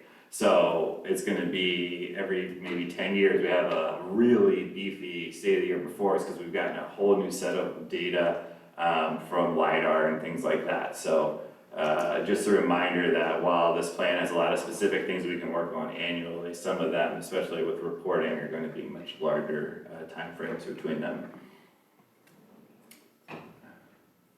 and I mentioned those things, evergreen, and then some will need to evolve. And then, so specific projects within the fiscal year 25 that we worked on. Again, I mentioned the climate ready tree species list that we already came and talked to you guys about. We are continuing our efforts within policies and procedures, as I mentioned. It does feel sometimes like we are running around trying to put out fires and write a policy after the fact. But hey, that's how sometimes stuff just starts getting done, and we can edit and evolve that as the time persists. The high occupancy zones that I mentioned previously, in fiscal year 24, when we were doing the pilots around summer camps, if you guys remember that, we had pruned about 270 trees around the camp areas. And then with, with the additional funding from council in FY25, we actually went from 270 to 1,500 trees being pruned in those high occupancy zones. So we definitely focused there with a lot of our efforts. And then continually expanding our plan review efforts and creating documentation around developments and both small and large developments and the requirements that they have around trees, creating one-pagers and things like that to get in front of folks as they go through that process. And then coming up, again, just continually creating policies and procedures as things come up and we need to adapt and evolve with what we're kind of holding people to. There's still this ongoing issue with trees and infrastructure conflicts that we're trying to get our head around. Working with Ryan, the new head of Public Works Engineering and Transportation, has been very helpful, but it's really trying to get essentially a book or at least a paper around different options in trees and their impacts to infrastructure. That's something that we've been continually trying to get worked on. And then creating data-driven metrics. So right now, what we presented to you in the report is like totals and numbers of things we're doing, where we're doing it, who we're doing, who's doing it. But one of the goals that I have, if not this year, but in the next year or two, is starting to create appropriate timelines. So when somebody calls and says, hey, I'd like my tree looked at, we have, oh yes, we'll look at that tree within 2 weeks. If it is a removal, we'll do it within this time and things like that. So that's one of the goals that we have in coming years to kind of figure it out. We also want to meet or catch up with the removal versus tree planting gap. We removed 177 trees this year, which is down from the previous year, meaning we had caught up with a lot of the really quote-unquote scary removals, which is good. But we only planted 116, so we need to get up on that. Talking and I meet with Tree Davis on a bi-weekly basis. It sounds like not only will we hit the number of removals this year, unless we hit some godforsaken storm, we'll hit that number and then some. Our goal has always been about 200 because we thought that was the average for removals. It sounds like Tree Davis' efforts is to hit 200 to 250 this year. So not only hitting that goal, but also potentially beyond it to catch up for some of the gap from previous years. And then, as I mentioned previously, we met with council in August. That kind of gave us some guidance, and so our intent is to go back to council at some point in late winter, early spring, with next steps tied around an inventory as well as just what our priority should be in terms of focusing our efforts with the budget that we currently have. And that's all I got.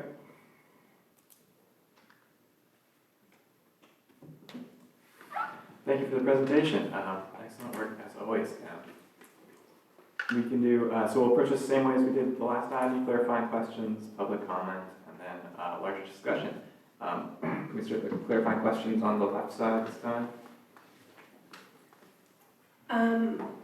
Just a small clarifying question. You mentioned community outreach a lot, but you didn't really go into any specifics about like if you have any current outreach strategies that you're employing. Sure. So a lot of the efforts that we are doing involve going to different events. So like I was out at an event at CAL FIRE's property on Saturday, while also Tree Davis had a planting that, out on Dartmouth. So it's a lot of different things like that. We've also tabled at the farmer's market from time to time. We work with Tree Davis to schedule an Arbor Day event in April. We did ours in Davis, no, it was that year, it was the year before. And Wild Horse was this past year. So a lot of it's planting, sometimes it's tabling, coming to these types of commission meetings and things like that to present. And then also just working with folks outside of the city. So the Climate Ready Tree Species List really got us engaged and involved with UC Davis and the Arboretum. It got us involved with different folks at CAL FIRE and then UCANR and things like that. So one of the big goals with the Climate Ready Tree Species List is getting that out to people. So not only like our own residents, but people in surrounding areas and counties. So it's utilizing that working group to kind of get out into folks. So Master Gardeners is a great example where like literature that we've created is getting out into the community without us even being there. So that's kind of some of our efforts, but we're continually looking at new ways to get out. Great, thank you. Yeah, I got a couple of questions. As you noted, your report was for the fiscal year, which ended, in July. So I was curious about sort of the update to the status now, and I think you've answered that in terms of staffing, the tree inventory, you're making progress on policies and procedures, but what about the budget? I mean, given the city's budget problems, have you been able to maintain your budget or even increase it? Yeah, so part of that conversation in August was around exactly that. One of the big issues that we have is without a up-to-date inventory, it's really hard to say, hey, we're short this amount of money, right? Currently, our inventory says we have around 30,000 trees. I would argue when we do a new inventory, it could be 5,000+ more than that. And so when you're trying to figure that out and what you're actually asking for, we did float a number when we talked to them in August, but I think one of the things that they were kind of pushing back on us is like, well, give us like a more legitimate number and what and how we can work within the confines of the existing city budget. So that's where the idea of looking at this 7-year cycle and shifting potentially to like, say, a 3-year cycle on those higher occupancy zones and maybe a broader one for the others, it potentially shifting to different options like that is kind of what we talked to them about, and they kind of gave us some direction, and we're kind of figuring out what that looks like when we go back to them and seeing what we can kind of cover by shifting priorities, and then what we would need to cover the rest out of the budget. But there was interest, at least, from council when we talked to them in August. So in terms of inventories, I'm curious how that changes. Specifically, I'm wondering about new developments. I mean, for example, with Village Farms, it's approved, they talk about planting 1,800 trees. Do those become part of your inventory? Are those city trees? Does that contribute to expanding the urban forest, or is that something totally separate? That's an excellent question, and one that we kind of propose to City Council. So as of now, the way that it works, it's all dependent on the developer agreement and the conditions of approval on who owns or maintains those trees. And I'll be honest with you, it shifts with each freaking development. And so one of the topics of conversation in August with council was, if we keep adding thousands and thousands of trees with each development without additional funding, the math doesn't math, right? So part of the conversation we go back is, what does it look like in terms of what we need in terms of funding for the trees to stay ours, and then what are the other options? So is it, hey, we're requiring the trees, but they're not going to be city trees, and they're just privately owned? Is it that they are private and they're private protected trees, and we have to update our city ordinance around that, so that you may need a permit to prune those trees? That gets pretty complicated, because right now, as I said earlier, single family and duplexes are not private protected, but with these new developments, does that change? So those are types of things that the conversation started in August, but we haven't completely fleshed it out and gone back to council with what that potentially could look like. But we would come with like a couple of options for conversation at council at our next meeting. If you need our commission to have any input in that, let us know about that. Sort of a final question, and maybe this is unfair, but the last week or two, we read that the city just came to an $18 million settlement of a woman who tripped on the sidewalk, and that the sidewalk had been defaced by the tree roots. I was wondering if that is having an impact on your tree monitoring, planting, and so on. Sure, yeah. So I was brought into, I guess, being an expert witness, which sounds weird, it's calling me an expert or anything. But yeah, so as part of that conversation, we have started to implement within at least urban forestry, and including our contractor, that if we are out doing work and notice a lip in a sidewalk greater than half an inch, that we're reporting it internally within our department to streets so that they can go out and do repairs. So that's something that immediately came out of that before even the ruling. So yes. As you know, the old tree commission had to deal with that a lot, and it was an area where we were hoping for policies and procedures and so on. Anyway. Yeah, first steps. We've taken first steps at least for reporting and correcting things on private sidewalks, or I mean public sidewalks. I'll just say, given the staffing and budget, you guys have done a fabulous job. Thanks, Jim. Ann? I just had a question. Within the context of the urban forest management plan, what does green industry mean? Because it calls for green Sure. industry involvement, Sure. and we're, by the ranking, we're low in that, and I don't know even what the definition of green industry might be. I think that's a great question. I think one of the reasons we kept it low was exactly how do we want to define it. Green industries can mean a whole lot of different things. It can be looking into carbon sequestration credits. It can be looked into like wood reutilization.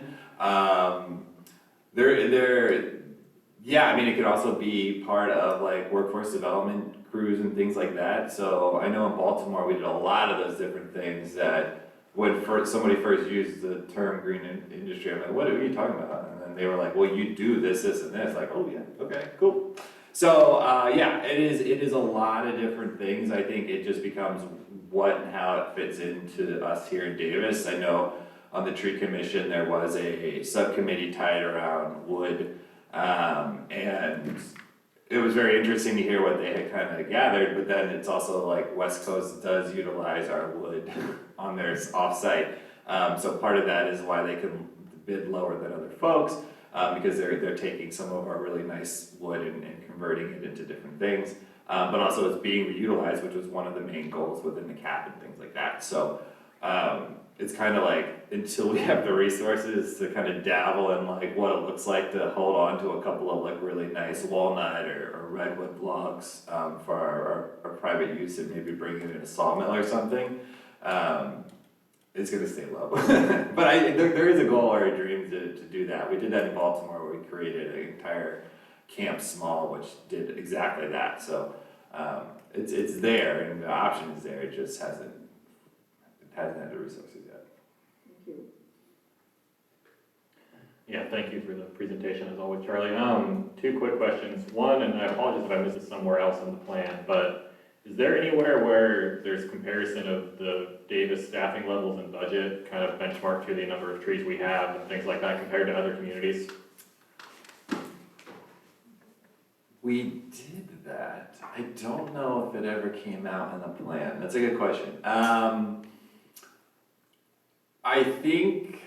I don't necessarily need an answer right now. I'm Yeah, just curious if I no, missed it anywhere. it's a good question. We looked into it when we were looking at different ordinances and protections. We were looking at different cities and what they were doing, and by doing that, we're looking at the size of their canopy and then their population and then their staffing levels, because I'll tell you this right now, it's any sort of ordinance that has any sort of enforcement, you have to have the staffing to actually follow through with that, or it's just words on paper.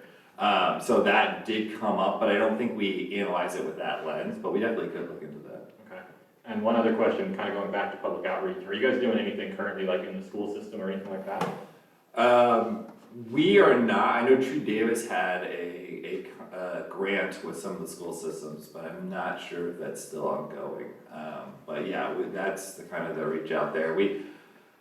It's interesting because the school system is completely separated from the city, so like even in some of our parks where there are schools, it's like, okay, there's a really weird line on Google Maps because this is where they started mowing, this is where we started mowing.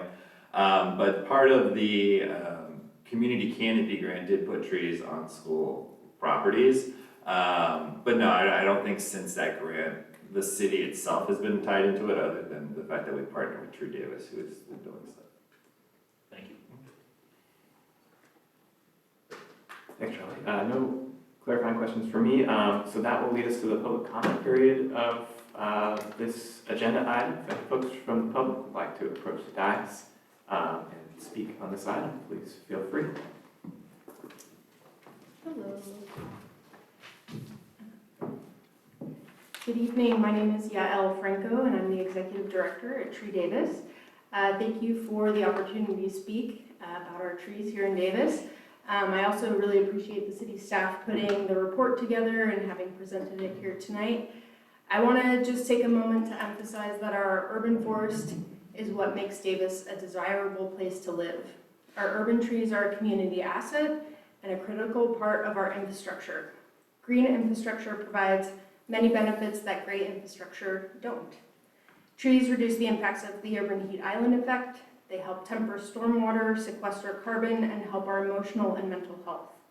Our kids are happier and healthier when they're around trees, and they're able to play outside when trees are present. A tree shading concrete has the capacity to reduce the temperature up to 40 degrees Fahrenheit. All these benefits have been researched and are undisputed in the literature.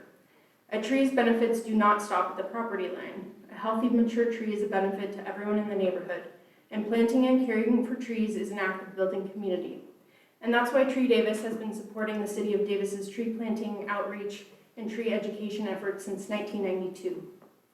As a longtime Davis resident, certified arborist, and the lead at Tree Davis, I want to emphasize that we are ready to do more, and we will do more. After relying heavily on grant funds for the past 10 or so years, this summer with help from the Urban Forestry Division, Tree Davis has ramped up its operations and capacity and is scheduled to plant about 235 trees. I'm confident that we will achieve and surpass this goal. We've been working hard to expand volunteer engagement, homeowner outreach, increase plantings in priority neighborhoods, and partner closely with the city to help meet the goal of no net loss. We're committed to being part of the solution and to work together to make sure we have healthy and resilient green infrastructure for generations to come. Thank you. Thank you.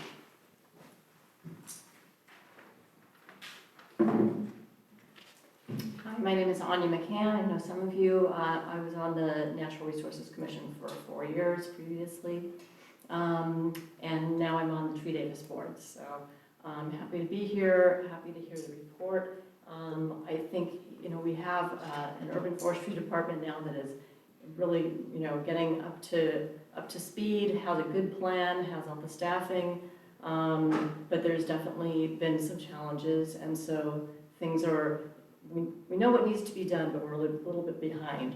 And I'm hoping that as a commission you can push for more resources for the department. So I'm not sure where that's going to come from. Maybe there's funding in other departments that they could contribute to pieces of the urban forestry program.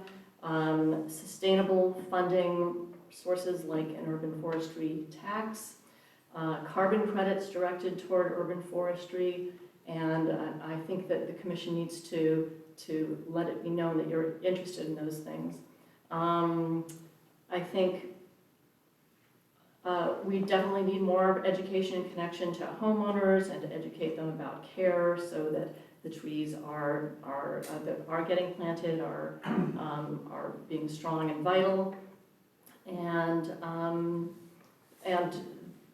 educating both homeowners and other landowners about providing more spaces for us to plant trees.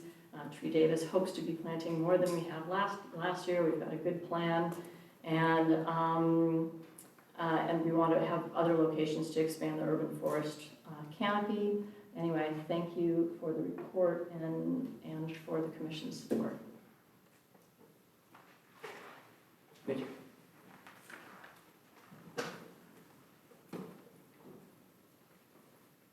Alan Hirsch, could you put the slides back up, including the slide with the pie charts? What are the pie charts? Yeah, thank you with the pie charts. Yeah, that pie chart's grand. Thank you very much. I'm impressed that basically this is good progress. I see quantification happening. I see we're tracking comorbidities, which is very important. I think we help predict things. I'm very impressed that we've stopped planting crepe myrtles. That's great. That's good progress. We have too many downtown. We've made downtown for the entire city. Public participation is important. Making things accessible is part of that, kind of the basics, kind of the ADA sort of stuff. So page numbering reports like this would be helpful. When you put slides like that which are not readable in black and white, that's not very helpful. When you put the fonts really small, that's not very helpful. So if you want public participation, the basics are basically making documents readable with a printed out by a laser printer. There was also a flow chart used here this evening that was not available in the documents. I think that may be a little questionable Brown Act issue. All things should be available, and little tiny thoughts on the screen aren't really readable. Again, I don't see any mention of enforcement here. And I want to thank you for putting enforcement in the resolution about environmental justice. So important, because anything in there is not enforced. It's not what the paper's written on, as Charlie has made. And like I said, enforcement can be happen without any money because basically the developer will pay for it. And also, trees at new developments are very easily maintained. You put in a lighting landscape district. So when people come in, there's a parcel tax, everyone has to pay, and that pays for the trees. You just need to make it big enough. There's a lighting landscape funding at the cannery. I'm not sure it's big enough, but maybe we cave to the developer. But you can fund new trees at new development. So I don't wonder why that's even an issue at this point. I'm also kind of disappointed there's no mention of tracking or things like that. And in terms of the new trees versus old trees, every new tree doesn't live. There's a mortality rate. So we need to overplant trees. I don't see a mention of that. I don't see any tracking of mortality rate for the young trees. And also I noticed on the very page, it starts with there's 30,000 trees, and we've lost 800 trees in 2 years since the urban forest plan came out. That's 3%. We've lost 3% of our trees in 2 years. So at that rate, we will have 60% fewer trees in Davis at the end of this urban forest management plan. I know we're going to turn that around, but that's kind of a red flag. Bells should be going off here about that. I know we're turning it around, but we need to catch up. We can't just we need to catch up on the backlog. And in talks about backlog, Charlie mentioned we're 1,700 trees behind on the 7-year cycle. That's over 50%. And I think Stan mentioned we have a 50% shortfall on meeting the 7-year block thing. That's not mentioned in here. That's an unfunded liability, unfunded ongoing liability. We track that for pavement. We should be tracking that for trees. If we think trees are part of the infrastructure, we should explicitly say how much unfunded liability we have on maintaining our trees and make that part of the budget problems and not just basically pushing the thing, because that's why we got the tree death in Slide Hill Park. So we have lots of work to do. Charlie has been a new wind in here and changed things around, and that's wonderful, but we have so much more work to do. And the first step is being explicit about it. And in our goals here on the identification of needs, we made progress theoretically identifying our needs on this list of needs. We didn't call out the shortfall in funding. We didn't call out here the shortfall in enforcement. If you don't call these out here, why are we hiding this thing? Everybody knows it's there, but staff seems afraid of putting it down on paper. Thank you so much. Thank you. Any other folks from members of the public? If you'd like to make a comment on this item, please feel free to approach the dais.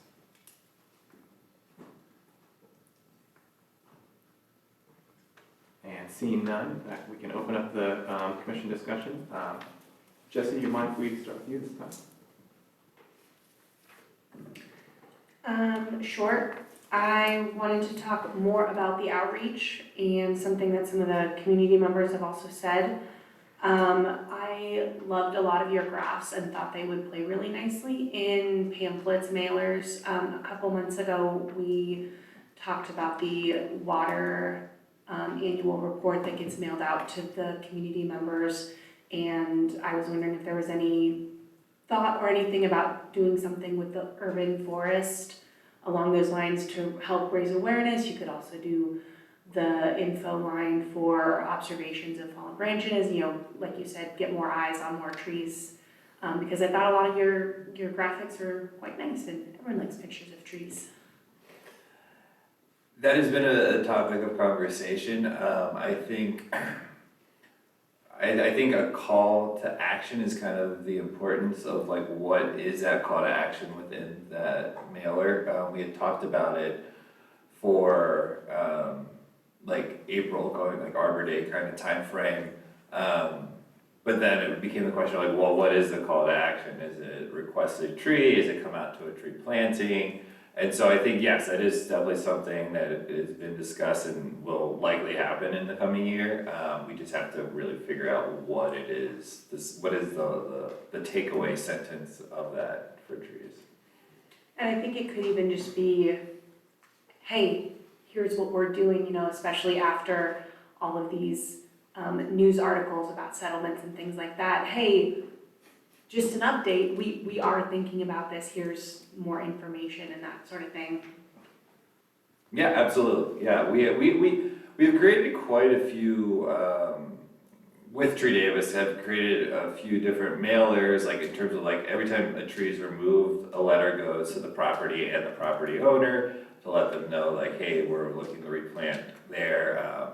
We have different handouts for, from those locations. Tree Davis sends out staff to go and assess those locations, and they have handouts for, hey, a tree might be coming and all that kind of stuff. So we have some of the like smaller call to actions, but not a ton of the, hey, look, this is what forestry is doing. I think the hope is with the outreach tied to the climate ready tree species list, as we get that kind of going in the new year, hopefully we can kind of tie that in with part of it. Great, thank you. I'll just sort of reaffirm what some of the community speakers have said, that the urban forest is a critical part of our infrastructure and has to be recognized, and I think the city council is supportive of that. So it's more a question of public education and so on, of identifying it as a critical part of the infrastructure, that it contributes to mitigating climate change, that it, you know, with the $18 million settlement now, and then several years ago, the limb that fell in Slide Hill Park and so on, that we need the work done as a matter of safety and so on. So hopefully we can get the public behind that, and then maybe with Tree Davis help can identify outside sources. I know that a year or two ago, a huge ballot proposition was passed, $10 billion for environmental things, and it included funds for urban forests. And so, you know, maybe there are outside sources of funding that we can look for. And I know that your staff, it doesn't have the time, but maybe Tree Davis can help with that.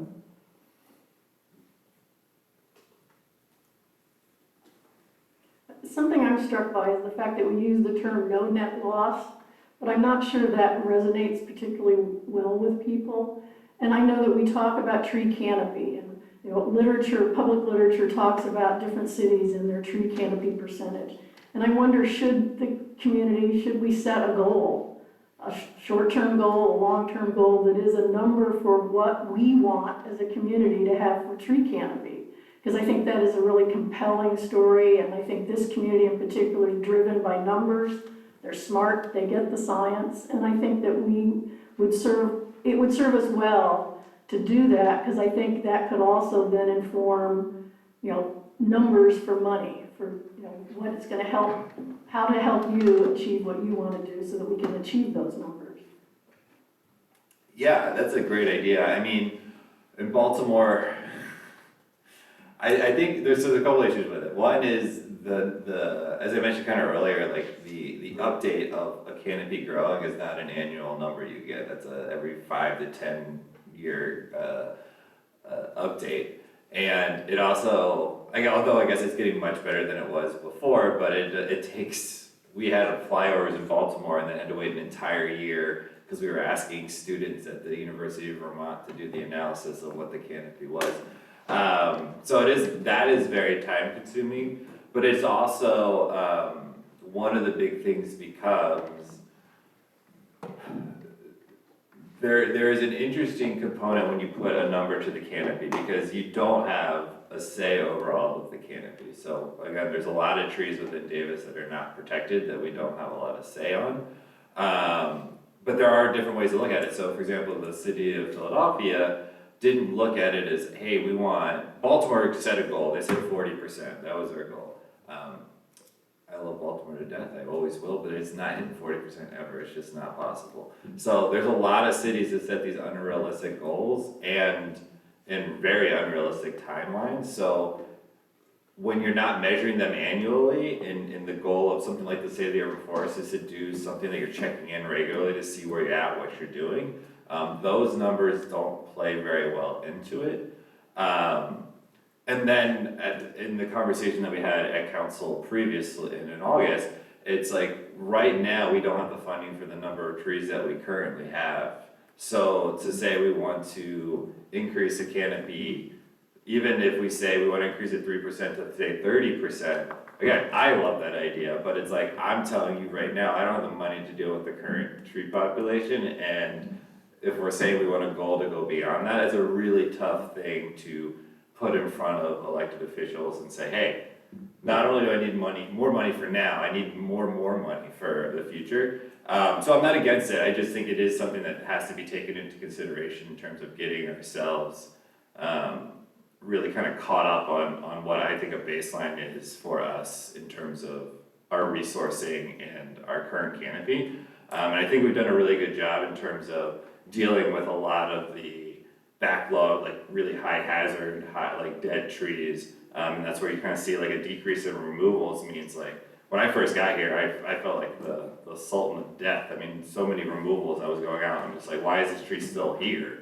And so that's drastically decreased. And I think once we kind of get a more streamlined approach of like, hey, this is what our net zero quote unquote looks like, then we start, to me, looking at what we potentially could go higher and more advanced in the future. Yeah, so a couple of thoughts, Jim, to your point, yes, the Prop 4 climate bond that you mentioned, it looks like, unfortunately, only $500,000 is going to go to urban forests in this year's budget cycle. I think there's 50 total across that whole $10 billion bond, though there is $47 million for urban greening. So definitely places to look. One of the reasons I asked about those staffing numbers in the clarifying question section is that it's something that I think we see a little bit of in terms of kind of metrics comparing Davis to other communities in some of our solid waste presentations and things like that.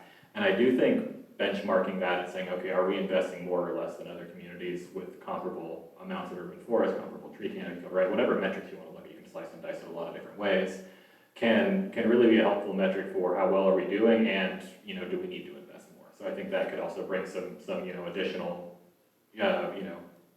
juice to the conversation of, hey, what do we need to invest to make this the vision that we all have? And then I would also, again, I asked about that question about presentations in schools, because I do think that's a place where community engagement and kind of raising awareness can have a lot of impact, because, right, when somebody comes home from the 5th grade presentation or the field trip to the park and said, oh, we learned all about trees, right, sometimes the parents are really incentivized to say, okay, let's do something with this, right, or let's do something different, or let's try something, all that kind of thing, or learn more about it. So I do think that, and then to the point of, you were mentioning if we're doing a removal, we notify that landowner and tell them what's going to be replanted. I wonder if another place to look at is, when this is happening on development projects, we go, 300 feet from the property line, right? Maybe that's something to look at as a more broader neighborhood notification of like, hey, we took that tree out, here's what we're doing to replace it, here's why, right? And just get that word to a few more people, right? Rather than just that individual landowner getting the mailer. And so the other thing that I think would be really interesting for the city to look at from the urban forestry perspective is, you mentioned workforce development. I do think that's a place where those school presentations and also some of that, just integrating a little more workforce development metrics and kind of goals in the urban forestry program could be really powerful, because I think not just in Davis, but across the state and, you know, broader geography than that, we need arborists, we need RPFs, we need folks who want to go and do the saw work, right, and get out in the woods and do that work. And I think getting kids interested in that right now, and hey, this is really valuable work no matter where you live, I think would be a really powerful thing to be doing for the future as well. So that's one way, reason I would encourage that. Thank you. Thank you, Commissioners. I don't think I have anything to add beyond what you've mentioned so far. Unless anyone has any closing thoughts here, we can close this item. Charlie, thank you so much for the presentation and your patience. Look forward to the next time you come in front of us. Don't be a stranger. We'll put you first on the item. It works. Thank you. Thank you all. All right, so it's past 8 o'clock, which means we need to start voting on taking up any additional items here. We don't have too much, though. We've got, the one item of establishment of commission, of a potential subcommittee for this commission related to environmental justice topics, and then a discussion of the long-range calendar as well. I might also ask if folks need a break too, but let's do that depending on what we want to take up. We'll just go, I guess, straight to a vote on this. Does a majority of the commissioners want to take up the establishment of a subcommittee to establish questions for presenters around environmental justice and climate action? If you vote yes on this, you do want to take it up. If you vote no on this, we will agendize it for a subsequent meeting. So we'll still have an opportunity to talk about it, just not today. So all those in favor of talking about it tonight, can you raise your hand and say aye? Not seeing any. So we will talk about that then, and we'll agendize it for another day. The next item would be discussing the long-range calendar, which then we would be talking about agendizing that, or other things to look forward to. Or I guess if we don't do that, then we would just move to adjournment. So I'll ask for this one, all those in favor of taking up the long-range calendar item, if you can raise your hand and say aye. Aye. Okay, that is everybody. Now, one last question for you all. Would you like to take a 5-minute break before we take up that item? If so, you say aye. If you want to just bulldoze right into it, then don't vote on it. All those in favor of taking a 5-minute break before we start the long-range calendar item, raise your hand and say aye. Aye. Overruled. Okay, let's go for it. Long-range calendar item. I have one more motion for you. Can you pass a rule that says council has to vote to act or to stay in session? I think we can make a recommendation. Yeah. We'll put it on our long-range calendar. That would be the staff report. Stan, I'm wondering that you're probably pulling this up now, our long-range calendar. Excellent. Thank you so much. Okay, so there you go. It's starting in 26. We don't meet in December, so January, yeah, let me see here. There we go. Wow. Thank you. There we go. So you have a couple there. So looking at CAP annual report, potentially January, February. We have water supplies and legislation update kind of penciled in for January. We would put the item that we just moved. We obviously can bring that back January if that fits for the commission. Then you have your solid waste annual report. We have penciled in right now for February, and then the IPM annual report for March. Those are kind of the upcoming items that staff potentially has for you. Excellent. Thank you, Stan. Commissioners, let's do this free-for-all and create some chaos. Anyone have ideas of other items they'd like to make sure that they'd like to suggest for this calendar? Oh, should we do public comment on this? Oh, sorry, we should do public comment on this. I'm sorry. We will get to the commissioners' chaos in just a moment. If you, any members of the public, if you'd like to approach the dais and suggest items for us to cover on this calendar, please feel free to do so.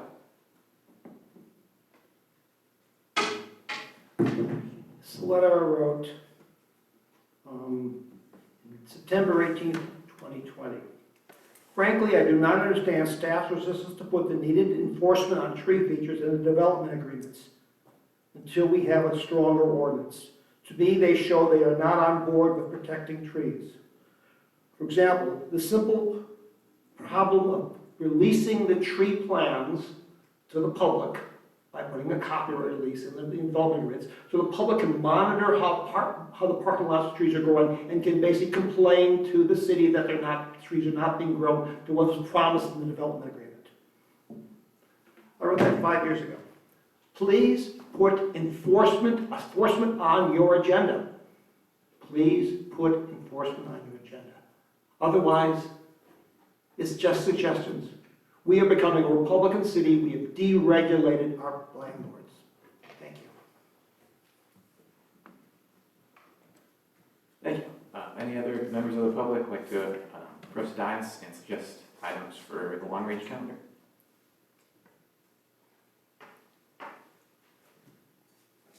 And seeing none, I'll close public comment on this item. Thanks for the reminder to open public comment. Okay, and now back to the Commissioner Chaos. Are we supposed to see another general plan presentation in 2026? That's a great question that I do not have an answer to at this moment. I would just propose getting that on our long-range calendar, wherever it fits, just because those seem like they're going to be lengthy items. Sure. I'll definitely reach out. I'll definitely chat with planning and see about that. Plus, we also have the other general plan committee that was formed, so that may play into it as well. But yeah, I'll definitely, we can definitely include that here once I chat with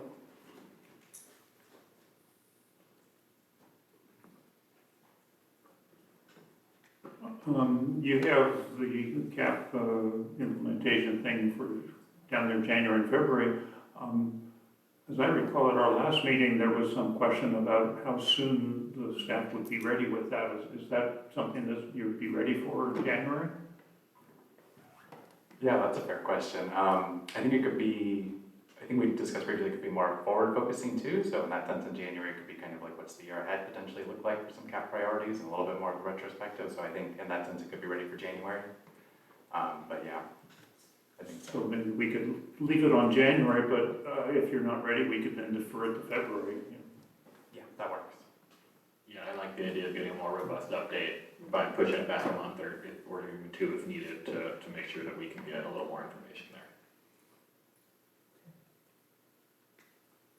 Thank you, Jim. I have something I've been kind of chewing on a little bit. It's when these commissions were reorganized, one item that I know was central was thinking about ways to increase public engagement in commission meetings.